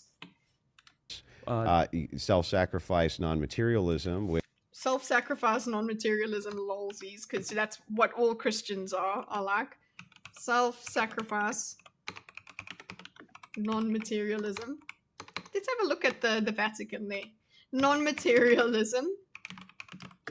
Don't worry, I know the argument for the Vatican is the glory of God. Okay, non-materialism. which definitely is a great boost to people taking care of the poor, taking care of the infirm. Question. Okay, cool. He's like, fuck this. Find this line of reasoning. Let's just do a question. Okay. Okay, so when you do all those three things of categories of what is deemed If you do all those three things, okay. So if you, sorry, we actually don't go all the way back. Okay. We go here. Okay. If you do all those, let's just say do those three things. Charity, self-sacrifice, non-materialism. Okay. What then? to be good towards one another, even then people are supposedly, according to actual Christianity, Lord, I did this, I did that, I did this, but I never knew, when the response is, I never knew you.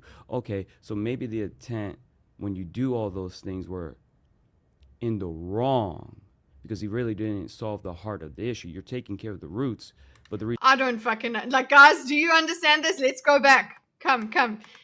Help me. Why should I do anything I'm gonna die take? So, I don't know. I think he might be a Christian. did this, and people are I don't remember from the previous things. But to be... supposedly, according to actual Christianity, Lord. Okay, according to... So we do all those three things, which is be good to one another. Of categories of what is deemed to be good towards one another. Okay, so we do the things, we do those things, being good to one another, okay? We've got the if.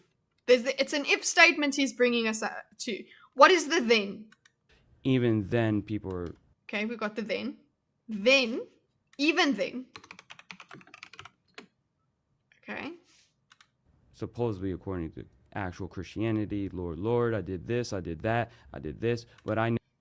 Lord, I did this, I did that. Okay, maybe it's, even then, if you do those acts, you're not getting into heaven. There is, yeah, sure, you acts-based versus faith-based religion. I think that's what it is. Even then, when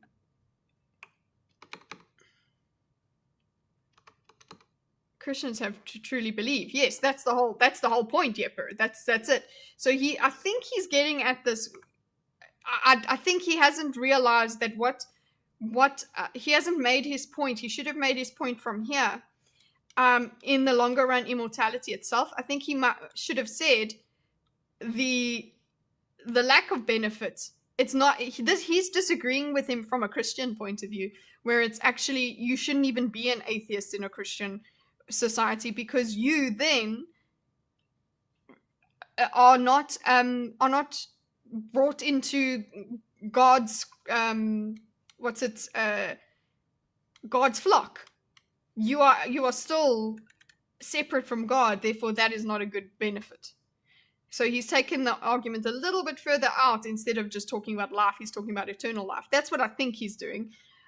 So he's gotten himself confused because of Andrew's response by saying, okay, well, you can do those things, but you could also not get into heaven. So he's just latched on to the idea of acts-based versus faith-based getting into heaven. So, oopsie. So even then, this is fucking fascinating. Okay. Then, yo, Jesus, I gave somebody $5 today. That was the price to get into heaven. He speaks about the eye of a needle and all of this stuff. Well, I gave him a needle. Works. Belief implies doubt. You are supposed to. Believing is for suckers. You have to know. Yeah, belief implies you don't know. Yeah. Okay, even then, when you do these acts, let's go do these acts, because he says, Lord, Lord, I did this, Lord, I did that. I do these acts, now I'm losing it though, because he changes. I really think he changes what his point was going to be here. So even then, when you do these acts, when the response is, I never knew you. Okay. When the response was, I never knew you. Then he goes,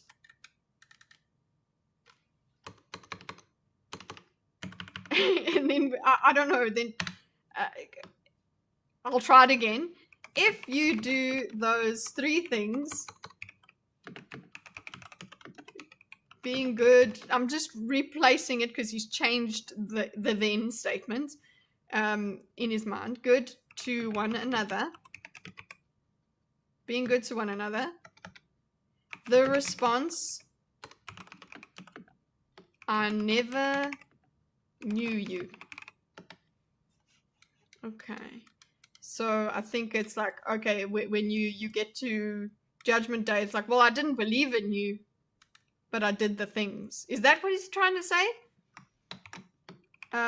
When you get to Judgment Day, you say, I did good things, that I didn't know you. God. Like, this was my favorite bit of the whole video because it was confounding. Okay, does anyone else understand what he's saying? Am I just putting am I putting too much thought into what he's saying? Okay, so maybe the intent when you do all those things were in the wrong, because he really. Okay, maybe the intent. So I'm going to put this in a summary because whatever he meant by this. So essentially, whatever he meant here, the intent could have been wrong. Okay, so his intent of doing this could have been wrong. Why? Because you didn't solve the heart of the issue. You're taking because you didn't solve the heart of the issue. care of the roots, but the reason why we even have those roots is because the heart of the issue was never resolved.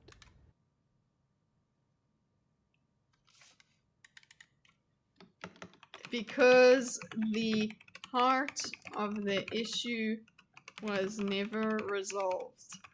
I really would want to take it really slow. We need more than 5 minutes with him. I think he's very nervous, so it's very difficult to put his thoughts out. It seems like he's saying there's no point doing anything good if you don't go to heaven because you're an atheist. Yeah, I think that might be it, Rex.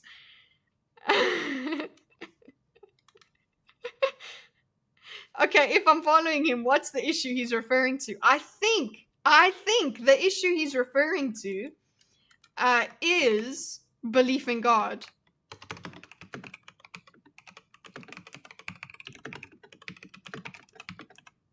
The belief in God. The lack of belief in God. It's because he says, I did this when I didn't know you. So the problem is that they don't know God. Okay. So I think we're on track, guys. This is what debate diagrams actually for. I think we need to give this guy some credit. It's just that we need to figure out where his mind's going. I think he's just nervous. So Yeah, I mean, maybe, but I'm not sure if that has much to do if you're talking about the core foundations of the thing, right? Well, What core foundations of the thing? What fucking thing are you talking about, boys? I'm going to just concede and say that let's just say the core foundation is corrupt, right? Oh, so he's just going to go back to what he was talking about. Cool, we're not listening to each other. He's just like, well, even if the core foundation of the thing is corrupt, it's better. So it just repeats his point. He's just repeating his point about this Okay, his response, even if the core foundation. So I think he would still say, even if I don't think he understood what Gabriel's saying here. But if he did, this still applies, because even if the core foundation is corrupt, it still helps. So yeah, they still had a better life while they were alive. But I guess his argument is, well, nothing compares to immortality and eternal life and the love of God and being in God's presence. So there is absolutely no benefit here. But he's like, well, it could be worse. They could live in a horrible, godless society, and not benefit from love thy neighbor, and then die and not know God. That's worse than having a life with kindness in it. Okay. Why would an atheist complain about not going to a place they don't even believe exists? Because at the end, they do realize it exists. But then God's like, no. God is like, So just by the way, you were wrong, but now you're not allowed in. So, bye. So that's what I think that's what his view is that atheists don't just wink out of existence and go to the nothingness that they believe is there. They actually get told that they're wrong. They see God and God goes, and gives them chicken hands or whatever, bird hands, and says, no, you did not believe. Okay, even if the core foundation is corrupt, the atheist still benefits. Okay, so he just repeats it, but yeah, it still kind of works. Let's put this as a commentary. Oopsie. This still works within what Gabriel is talking about. Atheists won't have eternal life, but the life they do have will be better in a Christian society. Yeah, there's more love there, guys. There's more love. I've got the joy, joy, joy, joy down in my heart. So you get the good night, Jepper. Hope to see you tomorrow. Even if the core foundation of the Christian ethic, they're so powerful, Christian ethics are so powerful that even corrupted, they tend to do better, and atheists still benefit from them, even in their corrupted form. Mm-hmm. Now, as far as the atheist, the secular humanism. Atheist. Okay, now let's see where he goes. I wonder if this is cut. But anyway, say atheist. Oh, you watched this and alone, and I think I have a theory of what it all means. I wonder if it's the same as mine. Okay, so let me just finish this before you spoil it for me. Okay, just type it out. I'll look at it just now. Okay, now as far as atheist, the secular humanism. Okay, so what's the response? Why aren't they persuaded by the truth of Christian ethics in all of its purity, and they still deny it? Because okay, so he's like, oh, but if it's so pure, how can they deny it? Okay, so interesting. He doesn't really care about what you've said here, so he just continues his own bunch of thoughts. Why aren't atheists persuaded to the truth of Christian ethics if it's so... did he say if? He didn't say if. they're Of Christianism. Why aren't they persuaded by the truth of Christian ethics in all of its purity, and they... Okay. In all of its purity. Okay, not purity as in the pure ethics. It's the purity of the ethics. It's different. Saying the pure ethics is what was given, He's saying what was given is pure, without fault, beautiful, perfect. That's what I'm hearing. Still deny it. Because they're strict materialists and selfish. Why do they still deny it?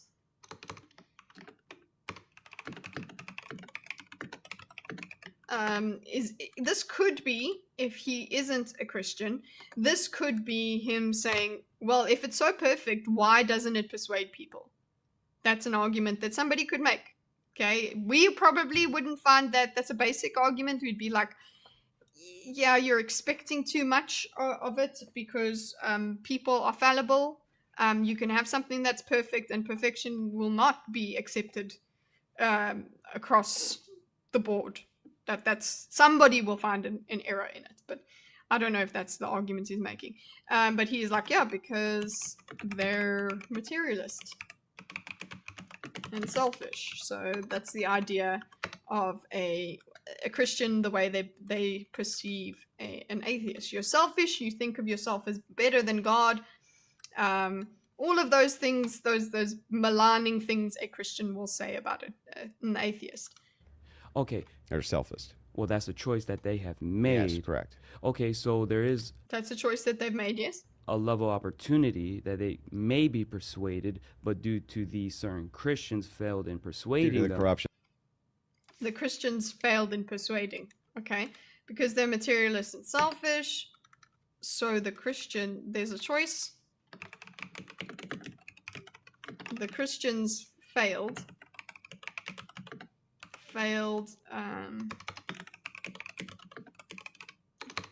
in persuading.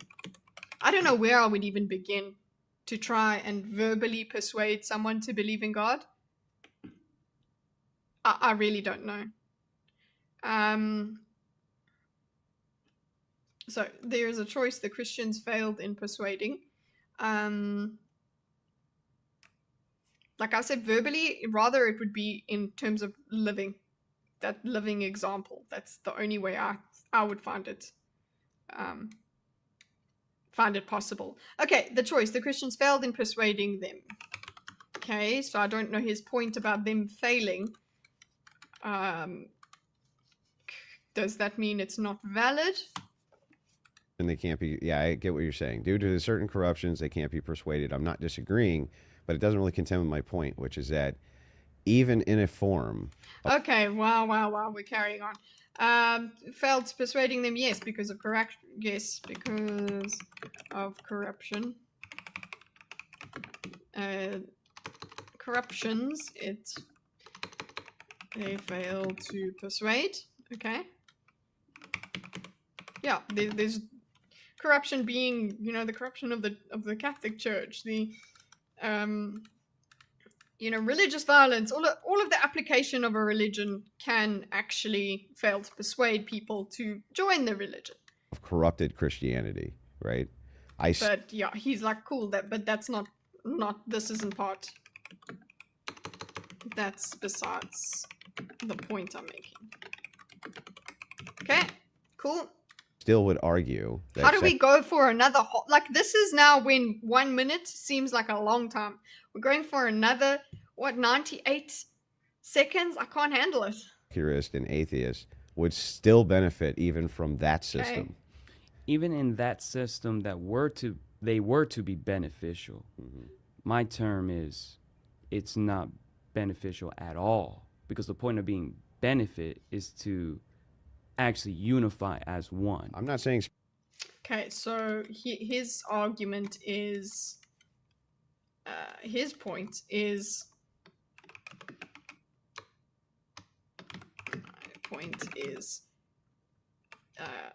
it's not beneficial because the goal is to unify. So we need the church and state. We want everybody to believe in it. So I think that's what he means. We want everybody to believe in the Christianity. So yeah, let's see what you're saying, YSF. Basically he's saying, one, the only benefit is if you believe in God. Yeah, okay, I agree with you. corrupted Christianity won't convince atheists to believe in God. Cool, we've just gotten through that one. Therefore, corrupted Christianity is pointless for atheists. Yeah, I think that's what he's onto. Yeah, it's just very difficult for him to make sense of it. Actually, some libertarians just tried that in Honduras. Okay, anyway. Why does this guy have to talk in these gypsy riddles? That's what I'm saying. Spiritually, to be beneficial from a strictly materialistic worldview. Yes, so he's just like, cool, I understand, but his whole point is, even from a material worldview. That's what I'm saying over here. Okay, this is what his point is. His point in the whole claim is, yeah, sure, they won't have eternal life, but the life that they do have, okay, will be better. Yes, I thought we were benefiting from being in the society, not being convinced to be religious. It's because he wants people to be religious. He wants to make a swirly-whirly argument that will say, hey, Christianity is. He wants to go even further and say how cool Christianity is. So even atheists, you are really not having a good life. Is essentially where he's going with it. He doesn't understand that something is better than nothing. Yes. But the something is so awe-inspiring and incredible that nothing is so nothing. Like that little something is so nothing. Okay? Everything. If you don't have God, you have nothing, is essentially what he's thinking about. So this idea of something doesn't exist in him. It would still be beneficial to the atheist or the secularist. So yeah, okay. Yeah, especially in their world, in their framing. They are materialistic, so they should be like, yeah. But, okay, in a strictly way, they still benefit. So on their own terms, they do benefit. Within their own framework, they do benefit. Brings us back to Latch's idea of we don't need to talk about the Christianity framework, we can talk within the secular framework. So his claim is within that, actually. His claim is thinking of atheists the way atheists think of themselves. oh, you're right. It could be actually more spiritually. I am a Christian woman. I consider myself a Christian woman, do the will of God. Corrupting, to have corrupted Christianity guiding atheists or secularists. But from a strict materialist perspective, adhering to any of those values is still going to improve the atheist experience. Mm-hmm. Okay, so materialism at its fullest extent, objective truth, but what about subjective grace? Objective truth. Okay. So yeah, he's just continuing his argument. The argument that they've got a difference of definitions here in terms of benefit. The way that they perceive benefit differs. He perceives benefit as eternal life. There's no benefit if there is no eternal life. There is no God. That's it. Okay? Whereas Andrew is viewing it from the atheist point of view and saying strictly materially, without even the idea of God, they still benefit. Okay? Without even them experiencing God, they benefit from living in God's society. Okay? Cool. We good? But he's now continuing anyway. He's still trying to do it. So he's like, but what about, okay, so objective truth, so I think he means objectively, materialistically, there's benefit, but he's like, what about subjective grace? Which sounds very poetic, but I think he just means like the grace of God. So yeah, objective truth, but what about subjective grace? So I think that's what he means. He wants them to be both together. He wants you to have goodness in your life and eternal life. Okay. Objective truth. Or What about it? well, there has to And be. then he was like subjective grace / subjective truth. I would consider believing in God a subjective truth. Yeah, it's the truth to you. Right? So believing in God is your subjective truth. Believing there is no God is your subjective truth. You can use that word. Oh, lovely fun times with objective and subjective. Okay. But now, what is he doing further? What about subjective truth? What about it? There is no subjective truth that is relevant to an atheist here. Our subjective truth differs from the atheist's subjective truth. Hence its subjectivity. A unification of both objective and subjective, unified as one, rather He wants to unify it as one so that it's only the truth. No. be divisive and separated. There has to be a actual complete. I don't know what you mean. What are you fucking... Well, materialism focus on the external, Yeah. correct? Yeah. Oh, we could say that. Okay, so what about the internal? Well, the internal being what? Like the soul? The living soul that Yeah. What about the internal? Basically, materialism. It focuses on external. What about the internal? There is no disagreement here. He will say that yes, there is a detriment to the person's soul if they don't believe in God. That should be a belief. Atheists don't believe in subjective truth. That's the whole point. Well, it's their I can say subjectively that it's my subjective truth that they don't believe in the subjective truth that I believe in because it's unknowable. So, like unknowable, God is unknowable. His existence is unknowable. We need faith for it. This is like a weed dealer lecture. Do they do that? Okay. Materialism. What about the internal, the soul? This is it. This is actually the crux of it. An atheist doesn't believe in the soul. There's no soul, so there's nothing there is nothing they're losing here. An atheist does not believe in what you believe, so they're not losing. Their tank is not the same tank. Okay? I think science is actually... Okay, science is objective in that we get a whole bunch of subjective, okay? And it becomes objective truth. Objectivity is actually collective subjectivity. Why? Because we go and do all our experiments and then there becomes a consensus, and that's the objectivity we get from science. But yes, I know the scientific method is objective.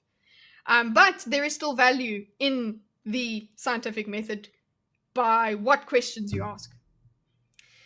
Okay, the soul. An atheist doesn't believe in the soul, so they don't believe in the soul. Let's see if he does a so.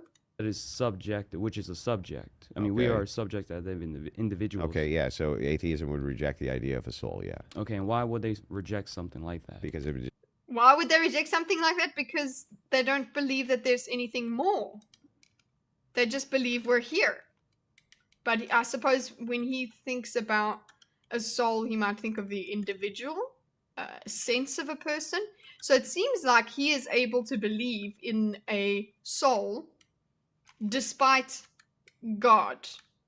Okay. Despite not existing, thinking. So, doesn't believe in the soul. Okay, I'm not making myself very well understood here, Vermeer. Because I agree with you. Science is objective. Okay, but there's little tiny nuances that we can go and play with, which we've done in I think a 4-hour discussion. No, it's 8 hours because we did a 4-hour discussion, I think, on subjective versus objective criticism, and this was about film, right? We spoke about the words subjective and objective many, many times. And a lot of stuff that we will consider objective actually comes down to being a collective, subjective experience. If we get all the way down to everybody perceiving reality differently or in their own way, if I really wanted to be objective myself, right, about say gravity or the structure of atoms, if I really wanted to be objective about it, right, I would have to go and do all of the experiments that all scientists ever did if I wanted to be truly objective, right? But I engage in the belief that those scientists have done their due diligence, they do their objectivity, they have done those things, and I believe what they found out. So there is belief involved in a lot of things that we consider objective. We live our lives based on beliefs, whether they are objectively demonstrable or not. So I have not done this, all of the science that is involved in physics in order for me to believe in physics. I do believe that they've done those experiments. I have taken their authority and said, oh, they have described the world to me. So that's the only thing that I meant by that, is that you have to believe in science. Still, there is still a belief involved when you believe in science. Okay, that's all I meant. I believe in scientists, yes. Okay, so the idea that collection of subjective senses is objective is based on the assumption that the subjective portions of each individual senses will cancel out. Yes. We'll all just... I believe in reality. But you see, you can perceive reality differently to what I perceive reality. So, right. And also, I haven't seen the reality of atoms. I've seen the effects and whatever, but I haven't seen them. You can fly. I can fly. Yes, I can fly. Okay, do you believe in life after love? No. There's no life after love. Okay, so the soul, an atheist doesn't believe in the soul. To say that there's no material evidence for it. Okay, so I think he goes into this thing of in the soul. An atheist doesn't believe in the soul because there's no material. So Vermeer, here, there's no sign. There's no sign. That's where we differ. Yeah, there's no scientific evidence for the soul. Therefore, you don't believe in the soul, right, Vermeer? But there's no it's a very, very subtle difference, and the reason I get all the way down to that really it's not even worth talking about the fact that my perception of reality can differ from your perception of reality, because we need to go out and live our lives, right? We are perceiving the same thing a lot of the time, unless one of us is schizophrenic. Okay, we don't even need to get to that point. But the reason I got to that point was because of that 8-hour discussion with my friends on Thinkers. Join us this week Friday, for more. Okay, an atheist doesn't believe in the soul because there's no material evidence. So he's making some other, okay, not a fan of Sure either. No, he will make an argument here quickly that there is kind of, just like I don't believe in Pokemon, right? Okay, I believe in Pokemon. I've forgotten the cat name Pokemon. I've got one. There's no empirical material evidence for it. I mean, there's no science is always wrong until it is corrected. So we only have what is currently right in science. But yeah, and then there's the fun discussion we can get into where people try and act like the humanities is a nice hard science. No, it's not. Okay, there's no empirical material evidence for it. Yeah, so they have no, but he's going to say there is. So he goes into this battery demonstration for it. Okay, the demonstration would be an energy to a battery. You see the battery, but you don't see the energy, but you know the energy is in the battery. Okay. Yeah. Okay, there's his argument. So demonstration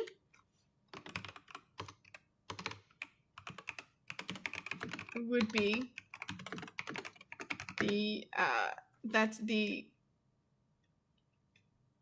the soul is energy. Okay. You don't see that the energy, but it. You see its effects. So it's demonstrable. So the soul exists regardless of whether you believe in it or not, I suppose. I think again, we can go and really, really hurt ourselves with brains and say, I actually understand what his argument is here about the soul. I understand what his other argument is that, when faced with the what's the name, when faced with the benefit of eternal life versus not eternal life, that doesn't seem like a benefit, living without it. Comparing the soul with electricity and a battery. Oh, you're that. No soul. Oh, so Vermeer, who is, I would agree, would think is atheist, does not agree with the soul. His idea of the soul being energy and all of that. We all saw the Matrix. Yes, exactly. We're all just batteries. High on the edge. We're trying to be an interesting channel. And that's it, guys. There's 5 minutes left and we are finished with the video. Can you believe it? Let's go to the whole map. Let's go fit map. See how pretty it is. And let's fold all sub branches. And let us summarize what we have diagrammed. Okay. We had our 4 contenders. You can measure the energy in the battery. To be fair, you can measure the energy in the battery, yes. Well, I'm sure you could measure whether we're alive or dead. I also do debates. Ooh, I will have a look on the edge. I don't really engage in debates, but I'm trying.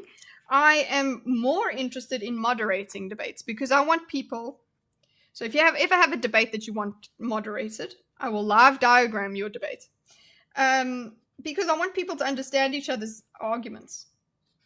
And I don't really, I'm not a, oh, beep, beep. Yeah, maybe. So this is that they have a consciousness. Clearly, to claim that consciousness must be emergent from material is a flawed use of inductive reasoning. Oh God, consciousness. That's another fun thing to... Still got to sort out my library membership so I can actually do some good reading on it. The theory of mind. There is a basic philosophy textbook that I'm going to get my hands on, and it's got things like theory of mind and things like that. It gives you basically the philosophers that brought up these things at first. Anyway, let's do a summary of what we're doing here, and then I've got to get going. So, what we did today is secularists and atheists benefit from Christian society. That was the claim that Andrew Wilson was trying to bring against the secularists or atheists. So I suppose Gabriel actually doesn't believe in God. I don't know. It's just that he believes there is. If you're a Christian, he was looking at the Christian framework. Anyway, Mike D, his main thing, a lot of them seem to agree that it is, it is beneficial, but they had some caveats that, oh, well, there are instances where it's not good for people. And mostly what Mark was bringing up is, well, there are people that like homosexuals, or I don't know, or other kinds of people that have illnesses, is how they're viewed. They are, or an atheist even would be viewed as somebody who's ill. So the in-group, out-group relations can actually be quite non-beneficial to a person because they are persecuted for not believing. So that's what he's saying an atheist would, that's his main problem. Then we kind of go into this, oh, well, look at this. Like a base issue is like, well, you know what? Reproduction is a huge problem, no matter whether you're happy or not in your in-group or your out-group. So he goes on to a benefit. So I guess what he expected was he would have to bring up benefits of being in a Christian society. So monogamy is one of the main benefits that he wanted to talk about. And yeah, if everybody was monogamous and Christian, and they also answered the divine call to go forth and multiply, that's what they would do. And the population problem, the lack of reproduction, the replacement of old people with new people would be solved. Okay, then he just brought it back to the main point that, well, hey, homosexuals aren't very happy in a Christian society because they're shunned, and they are that they brought into conversion camps and things like that. So he's like, no, homosexuality is a small issue, so it's it's a small amount of the population. So he kind of dismissed that anyway, for the sake of saying, well, in general. Okay, so and then they got into, well, there's alternative forms of family that secularism allows, whereas Christianity does not, and that's a good thing. Lutch does agree as well. Starts off with stating that he agrees, but he's like, well, why do we need to package these values as Christianity? It would actually be better for people to accept them as secular beliefs. It's easier to have them like non-denominational, okay? They're just human beliefs. If we could just sell it to the people that way, it's way more palatable. And yeah, so they're good beliefs, but we don't have to have them in this organized religion robe, which is very scary for people. That's basically his whole argument. Then the problem against that for Andrew, is that no, the secular society has to argue all the time. Many things are permissible in a secular society because you don't just have, it's because God said so. What you have to do is, even though you want to use the same values as a Christian in your secular society, you have to now justify them with science and things like that. And that's the problem for Andrew. But Lutch says, no, well, Christians will still be part of society. They'll make the stats say that this is a good thing. The goodness of Christian values will transcend their packaging and just show in the data, okay? And we will land up with those values in society. But what Andrew says is that's not what would happen. What would happen is we can't justify restricting freedoms without actually having this value system behind that says this is good and this is bad. And it's very difficult. You actually can't find the empiricism won't really find that 8 guys can just get married and have all the sex they want and whatever. But we could easily just argue that's not good for society. We don't have babies then. And hedonism is bad for society because we just pursue pleasure, and we don't, we could have those discussions, but he would just rather not have them. I think his argument can still stand if he says, yeah, I would rather not have those arguments. It's easier. Okay. Yeah, so basically, yeah, just the restating of his argument in another way is secularists don't need the magad justification. They can use what works justification, and that's his main thing, is like, listen, the values of Christianity, cool, I agree, that's the agree part, but don't put them in the robe of a priest, right? And he just disagrees. Cool. That was Lutch. And then we had Chris. Chris also had a whole bunch of questions. Okay, this was a bit of a tangent. We had like whether he prefers Christianity to other religions, and it seems like yes, he does. Also wants to know about Christians having an impact on society, whether they're a majority, and whether it's good or not that we have a predominantly Christian country. Obviously, he's going to say yes, because that's part of his whole claim. Okay, he knows that it's going to change in terms of the population. Cool. Then we had this interesting discussion about a hypothetical with 5 guys in the alleyway. You're in an alleyway at night and you're being approached by 5 guys. Would you prefer them to be religious or not? And basically that turned into a, well, who would fight you? Who's more likely to be violent? Although we had the biggest slip up of Andrew the whole time, where he's like, no. I'm just telling you about my preference. I'm not talking about whether they're dangerous or not. But immediately he goes, there's no justification for an atheist to be violent with me. So immediately refers to violence after saying he wasn't talking about whether the danger was increased or not. Ooh. Own it. You own everything else. What's wrong with you? Anyway, we also had, that was overshadowed by, I think Chris's losses at the end here, because he said, oh, we don't hold, he said, no, he would prefer the atheists, right? Because why? Oh, he wouldn't be persecuted by the atheist for his beliefs. And that was very easily tamped down by saying political beliefs can just as easily as religious beliefs lead to conflict. So this whole hypothetical is kind of moot. It's not really, it's a bit too hyperbolic for us to really care about it. So yeah, that's why I said tangent. Okay, then our last one, which was actually less tangential than Chris's, I would say. Gabriel, basically his thing is benefit is good. Benefit, by the word benefit you mean goodness, right? And in the Christian measure, eternal life and believing in God is the ultimate benefit. But an atheist doesn't get that benefit, even if they are in a Christian society. Therefore, they don't benefit.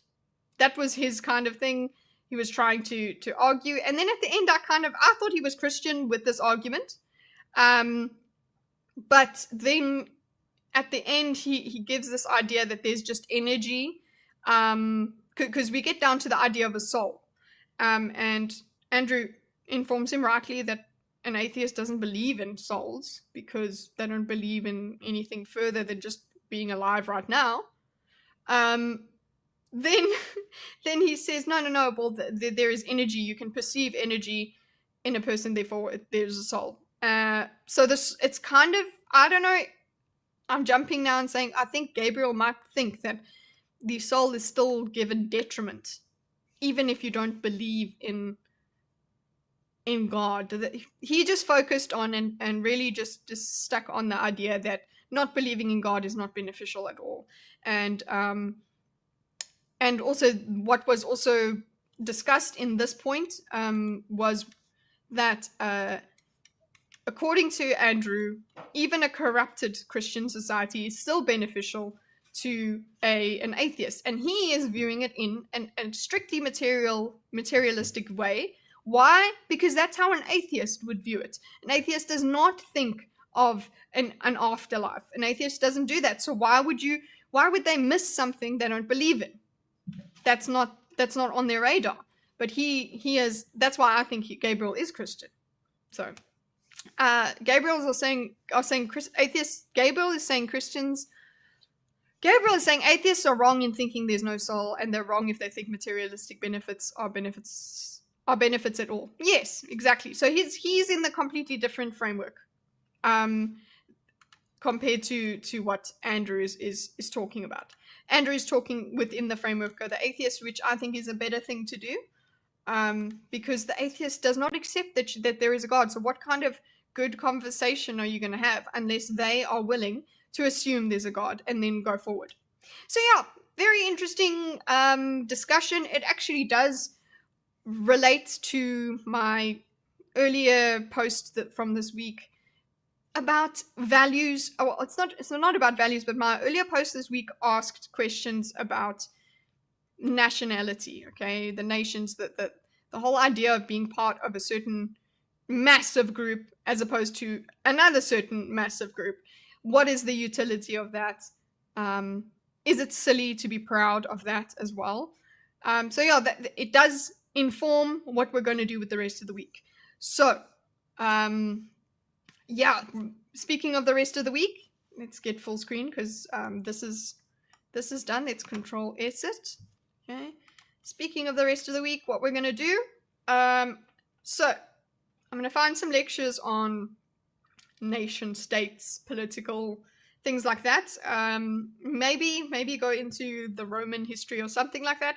So tomorrow will be a diagram everything, not a debate, a diagram everything, where we're learning. Essentially, it's Kitty learns about government and governance, or the philosophy of nations, something like that. We're gonna do something like that. I'm still looking for the source. It might be a written source. It might not be it might be a video or not. But either way, that's what we're going to examine, and all of that will be in prep for our Think on Friday morning, Thursday night for you Americans. That will be in preparation for our Think on just nations, and all of that. I'll have some lots of questions for the panel regarding this, that I will also be taking as we go through things this week. So yeah, have another, also, if you haven't already, if you're not into shorts, I understand shorts can be a bit brainless. Go on the shorts tab and see my new little series that I'm doing, because it is tough to always be talking about conflict and always be talking about disagreements and things like that. Let's just touch grass is essentially what happens there.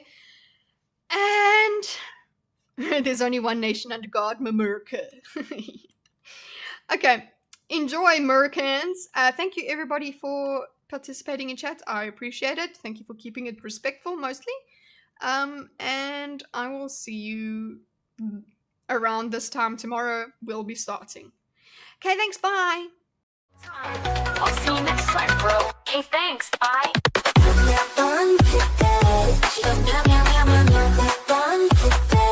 We're squirky as fuck. Daisy's a menace, but we were having fun the whole time. I'll see you next time, bro. Okay, thanks. Bye.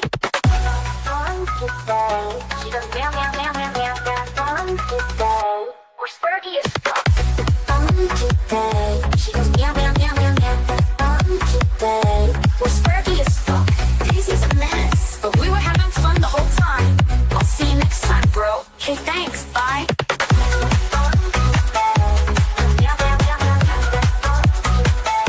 We're squirky as fuck.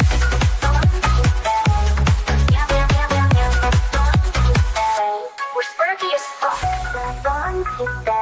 She goes meow meow meow meow meow. We're squirky as fuck. Okay, thanks. Bye.